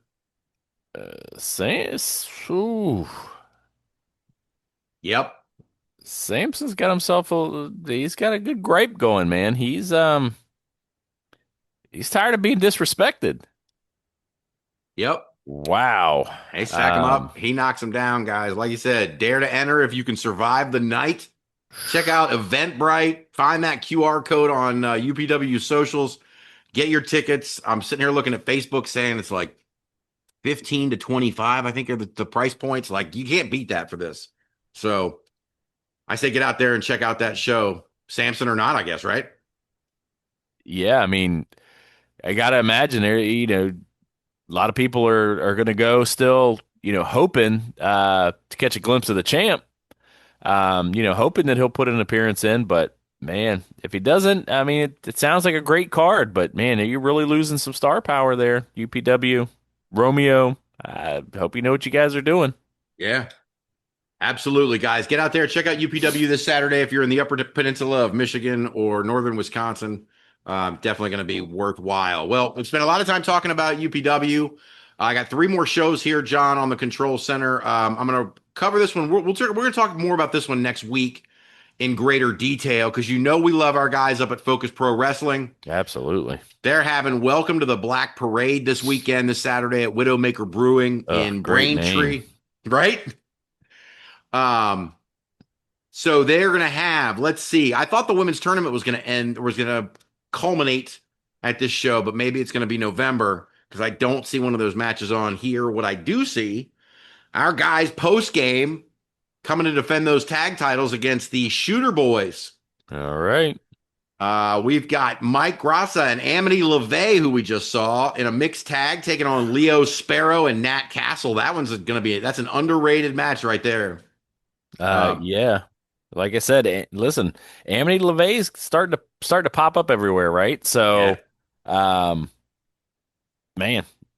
I'm excited. I can't wait to see because I know there's another match she's got coming up that we talked about last week that I can't wait to see either. So, oh yeah, no, that match just happened. Abaddon defeated Amity LeVay in that coffin match. I hear it was a war. Oh man, I'm waiting for the guys at Rising Star to send me the match. Hopefully they will. If they are super nice, if anybody from Rising Stars is listening and wants to send us that match, that would be awesome. Hey guys.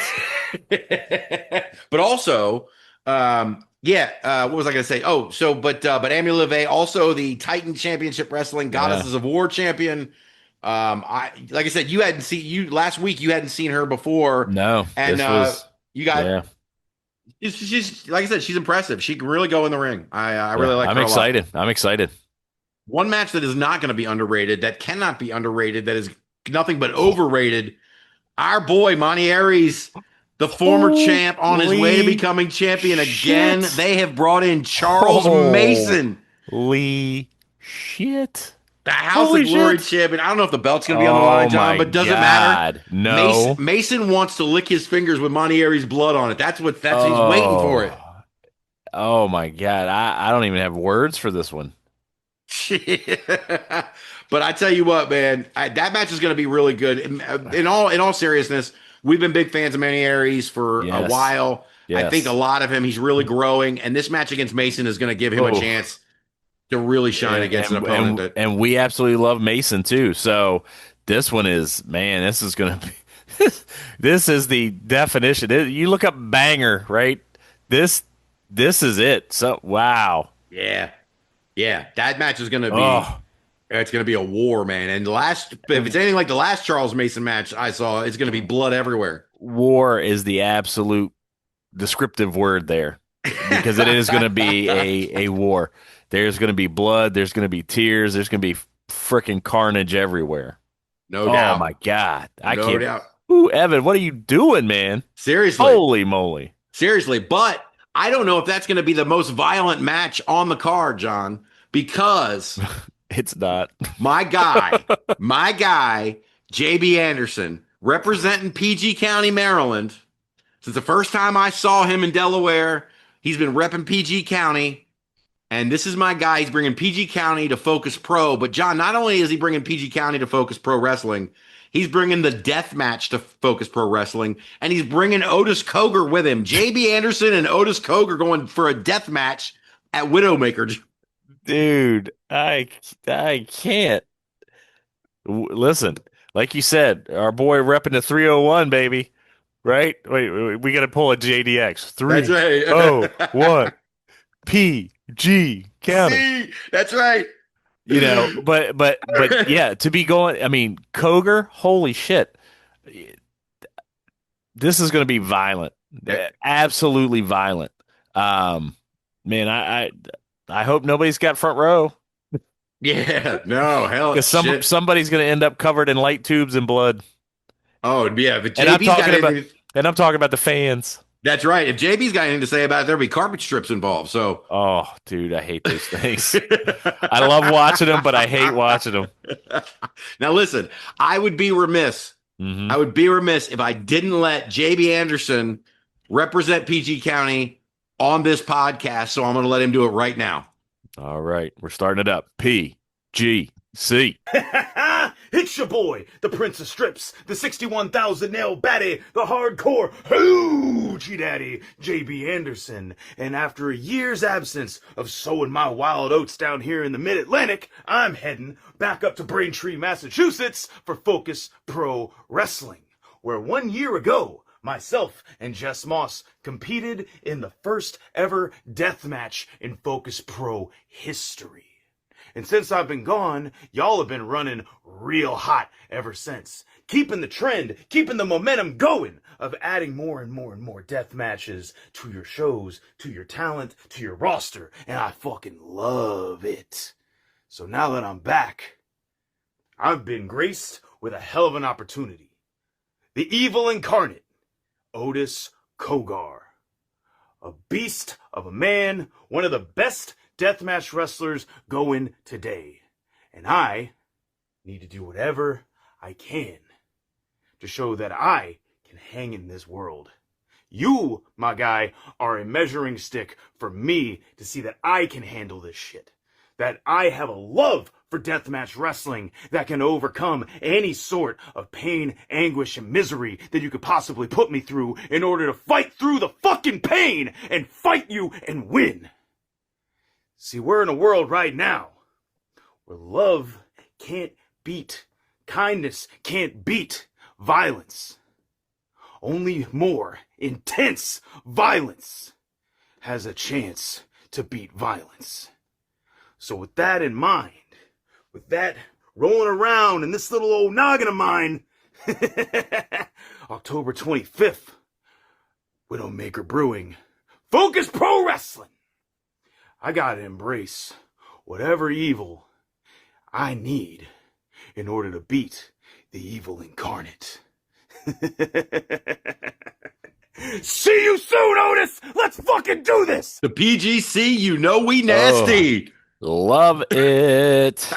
I forgot about that match with Jess Moss. Holy shit, we got to go back and watch that. That match was nuts. I vaguely remember. Yes, I'm down for a rewatch. Yeah, absolutely, man. Shit. I'm going to get through this. That was the only promo I got for this show, but we've also got some more matches. We got Griffin McCoy's going to take on Sean Smith. Dude, love Griffin McCoy. Big fan. Yep. So we got Brett Ryan Gosselin, BRG, open challenge. No idea who that is. I would hope it would be my guy, Diego Alvarez, but apparently they've stuck him with Cheeseburger, boys. Ooh. Diego Alvarez and Cheeseburger is going to be so much fun. Cheeseburger better not try to take that belt. I was going to say, can you imagine how awesome that belt will look with a cheeseburger on it? No. Don't even start that shit. No, don't even start that shit. It would look stupid with a cheeseburger on it. Nobody. It only looks right the way it looks now. Like, that's the whole point of the I mean, you wrap it around a nice little cheeseburger. Oh, what are you going to let the cheeseburger spin? Is that a spinning cheeseburger? Oh, yeah. Oh, yeah, baby. Fucking asshole, man. The wing cheeseburger. Come on, man. We can go all night with this. I'm here for the wing cheeseburger. Let's do that shit. Put a purple strip on it like the IC Ultimate Warrior belt. We'll be rolling. But hey, I know there's one that you're purposefully leaving off here. What are they doing to my best friend? No, man, I was gonna say it's like every month we're on here asking that same question. Why? Whose wife, girlfriend, boy? Who did Brian Bayside piss off or sleep with? Or screw over in Focus Pro. Last month it was Nick Gage. Now, yes, Joey Janela. They're just bringing him up. They're just bringing him up to make him into a pincushion. Brian, man, just apologize, bro. Just tell it, just whoever. Just you don't have to mean it. Just say you're sorry. We want our fun Bayside matches. We don't want to see our guy. Listen, we know Bayside can handle himself, so Joey better watch himself. Yeah, and if Joey doesn't show up, they'll just shove Brian in that death match with Anderson and Koger and just head on down the road. Let two guys kill him. Right, exactly. 2-on-1. Oh, Brian. God, man. But that's not it. After all that's said and done, the main event, the new Focus Pro champion, Danny Miles, defending against Tony Deppen. Love seeing a Tony Deppen sighting. I love that guy. Dude, Deppen is no joke. He disarms you with the goofiness, right? That guy can flat out wrestle. He is a fucking machine.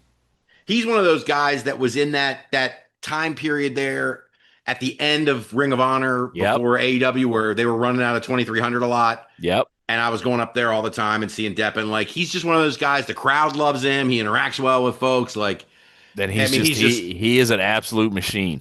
Yeah, and he's so good. He was great for that, ROH Pure stuff. Yep. Love seeing that. He and Danny Miles are going to absolutely tear it up.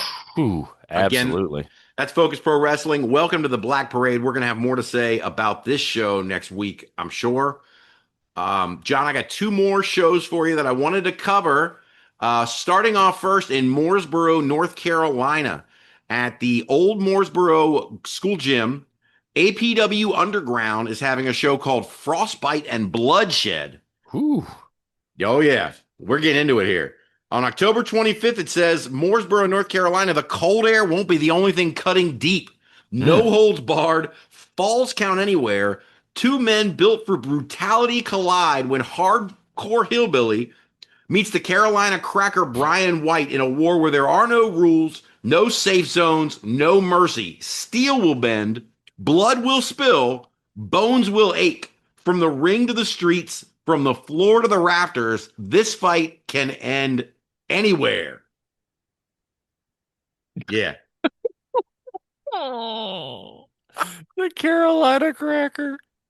Love it does not get any better than that. Hey, what do we talk about? Talk us into the building, right? Dude, I'm trying to figure out how to get out of my daughter's Halloween party on Saturday and make a trip. Right? That is amazing. Right? Oh, man, it's going to be such a good show, and it's going to be so much fun. I want to see something here because as I'm looking at it now, I read that from their press release, but now I think, yeah, I'm on here seeing this now has been made into a 3-way death match. Ooh. Yeah, no. So the ad here says Frost versus Hillbilly versus White in a triple threat death match. So they have added Frost to that mix. It will be a triple threat, but either way, it just sounds just brutal and violent. It does. And we are on our way to more. They've got I'm just going to keep going. Listen to these matches. We've got Big Donnie taking on Lil Donnie in a brother versus brother barbed wire match. Ooh. I mean, who was it with those sisters, the Blairs, Lizzie and Peyton Blair, or whatever we saw doing a death match against each other? Yes. Now we got Big Donnie and Little Donnie with barbed wire. This is ridiculous.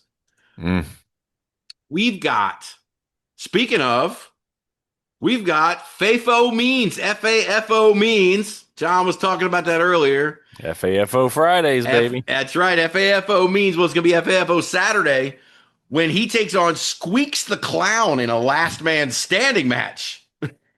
That's it. I'm in. Then we've got a match for the title in a bootlickers match. Fireball taking on Jackson Cage. I don't know what a bootlicker match is, man. I don't know. They're just throwing shit at us here, man. But I want to find out. No doubt, man. No doubt. Well, let's hear from the old Fireball. Whoa! What's up, guys? Justin Fireball here, your North Carolina wrestling champion. That's right. And guess what? On October 25th, I'm coming to Morrisboro, North Carolina to take on Jackson Cage and APW Underground. Now, you'll be asking yourself, what is APW Underground? Well, it's a new company, a new promotion, where the matches are just a little bit different. And you, Jackson Cage, are going to get to take on me for the North Carolina Championship. But not just any kind of match. It's going to be a bootlickers match. I'm going to hold you down. I'm going to make you lick that boot. The boot is the weapon I'm going to use to bash your head in and beat you. October 25th, 2025, Rosebud, North Carolina, APW Underground. Let's get groovy, baby. I love that. That's what I'm going to use to beat you. Now I know what a bootlicker match is. That's right. My question to you now is, as I'm listening to that guy's accent and listening to these matches, how far is Mooresboro from Jordan? That's what we got to figure out. Do you think I just look all this stuff? An hour and 5 minutes. Yes. Well, he said APW is a new promotion, so hey, man, no, yeah, a little over an hour. Just like I said, slightly over an hour from Huntersville. So, man, I'm kind of bummed out. I'm going to be down there in a couple of weeks, but it's going to be 2 weeks too late for this one. Yeah, seriously, I'm going to have to check and see what's going on down there when I am down there. Mm-hmm. Yeah, seriously, man. No, you said no, Bob. Wait, you said that wrong. It's. Mm-hmm. I don't. You gotta say it like Fireball, my friend. No, I can't. I don't have that gene. I don't think in me, man. That's that West Virginia hillbilly gene. I don't think I got it. Oh my God. Well, listen. I was gonna say about that. I lost my train of thought now. Well, shit. Fireball versus Jackson Cage. That's right. I was going to correct myself. I said it's the North Carolina Championship. That match is going to be a lot of fun. We've also got, what else didn't I cover here? Oh, we've got a mixed tag match. The New Show are going to take on Sheik and Nadia. Chad Colt is ready for this challenge. Let's hear from Chad Colt. Mooresboro, North Carolina, October the 25th. That's just a week from this coming Saturday. I've been getting messages, I've been getting calls. Where have you been, Chad? Why have you not been wrestling? Have you retired? Have you given it up? Hell no, I haven't retired. I've been going down doing a lot of soul searching. Been thinking, is it time to hang it up? Is it time to retire? Is it time just to ride off into the sunset?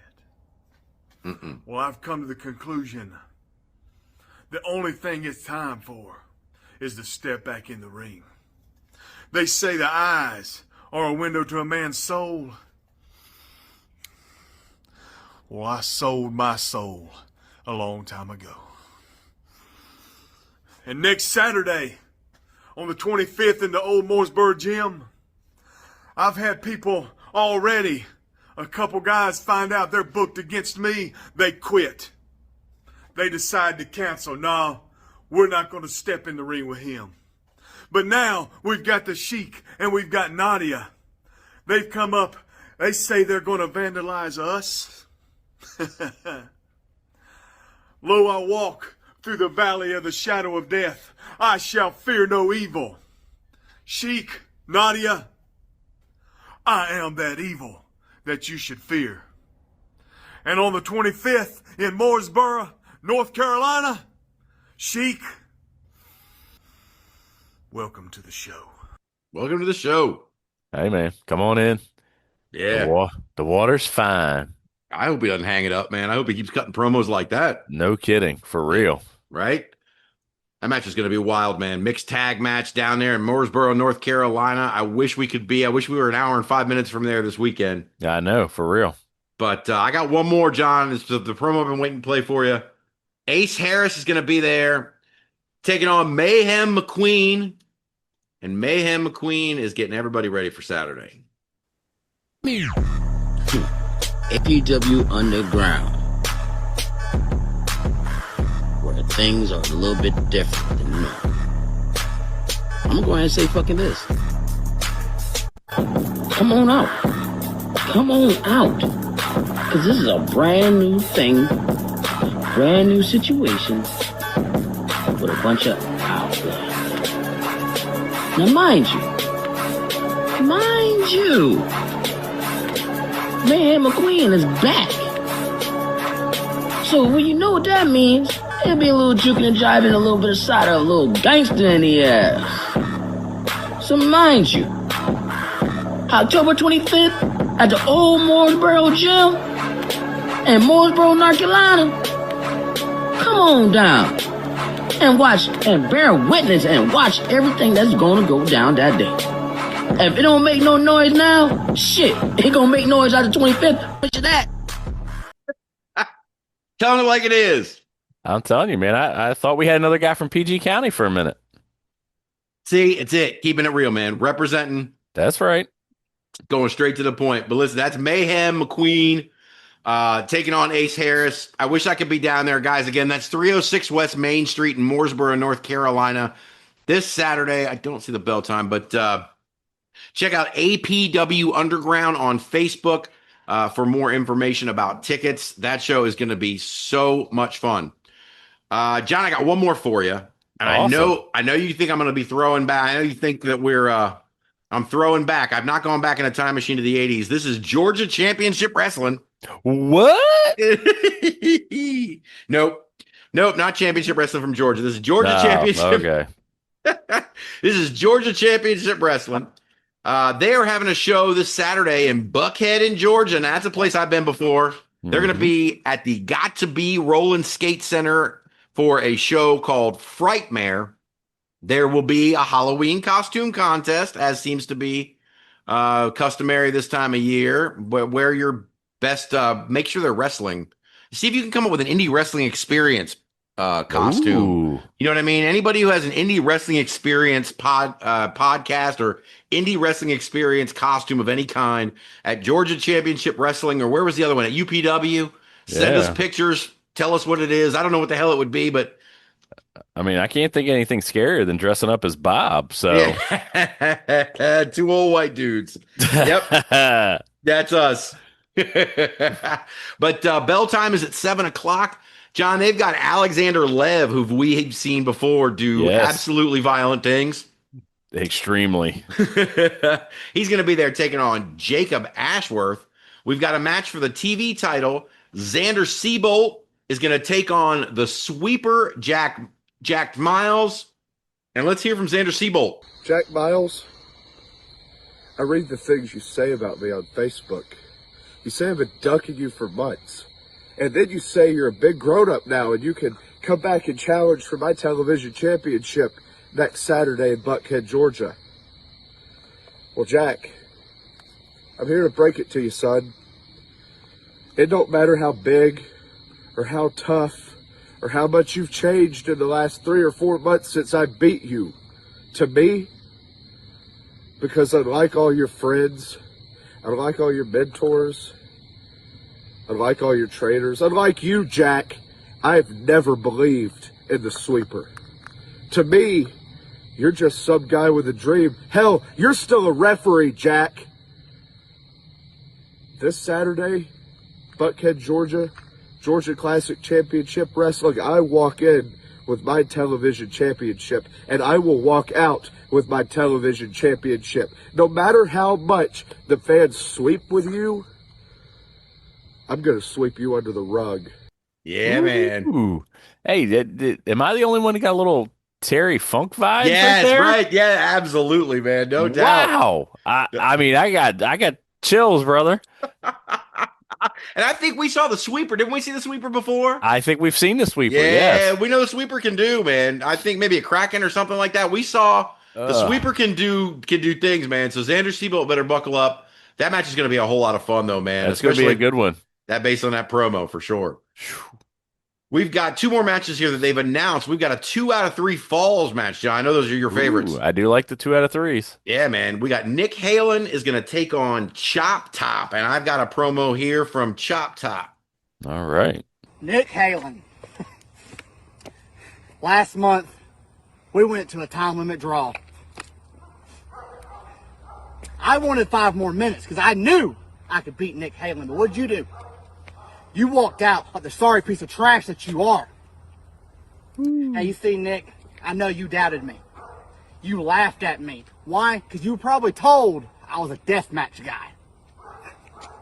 You see, I'm nowhere near a deathmatch villain. I am not the Death Wish. Not even a varsity one.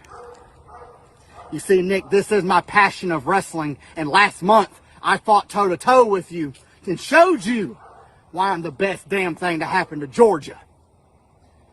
October 25th. Nick, we got us a little 2 out of 3 falls. The first fall, Nick, that's a warning shot. The second fall, I bury you with your sins and this soil with your ego. Nick Halen, October 25th, I'm taking your title. Welcome to Dead End. Holy crap. Damn. Right? Whew. Wow. What do you say? The first fall is a warning shot. It's a warning shot. Ah, damn. Oh, wow. I'm just tuning it up. And then fall number 2 is when I bury you with your sins, dude. That's ominous. That guy's a little unhinged, man. That's scary shit. Yeah, seriously, man. There's going to be some violence going down at the old Got to Be Rolling Skate Center in Buckhead, Georgia for Frightmare this Saturday. I got one more match for you, John. We got a match for the tag titles. Zach King and RC Daniels are going to challenge Bad Company. Oh, GCW. What's going on? It seems that October 25th in Old Buckhead, Georgia, Bad Company has to defend our tag team championships against this guy named Zach King that one week wants to be a bishop, then the other week he hates being a bishop, then he wants to be a jackal. He can't make up his dang mind what he wants to be. Then you got Mr. ATL RC Daniels, who, in my opinion, is the biggest fluke of them all, just like the Falcons. He wants to rise up to the competition, but each and every night, he comes short. 28-3, get what I'm going there? Huh? Alright, cool. So, boys, y'all are coming into our house, and you want to laugh, make a joke, and you think you're going to take these titles off of us easily? Ain't they taking us lightly? Come the 25th, boys, there will be no laughing. There will be no joking around. Because we are going to whoop you all over Buckhead and walk out still GCW Tag Team Champions. Now get this camera out of my face right now. Go! Oh. Whew. Man. Georgia Championship Wrestling. Them country boys ain't playing, man. No, seriously, man. They're burying people with sins and firing warning shots, and these two guys are threatening people in parking lot. I mean, it's crazy. It's craziest. No, in all seriousness, no, it's going to be a good show. We haven't covered Georgia Championship Wrestling yet, so I'm interested to see how that goes for them. You and me both, man. It sounds like a an old school kind of territory spot, man. I love that. Yeah, and I want to see pictures from that Halloween costume contest. Hopefully there's some good ones, because I can never come up with good costumes, but other people seem to, so I like living through them. Well, hey, John, that's it for the Control Center. That's all I got for this week. That was one hell of a show. You got anything else? Man, no. Mr. Sampson, I hope that your frustration with UPW doesn't extend to us. We do not endorse nor but man, I would not want to be on the wrong side of that gentleman. No. So, hopefully we'll get some clarification, and we'll see we're still in good standing. Well, I don't know. If they find an opponent for him, I just want to see the video of him choke slamming him through the freaking mat down to hell. So, whoever it is. Well, that's all I got, except for one more thing, and that is to say, next week, John, we have Rich Buckholz is coming back on the show.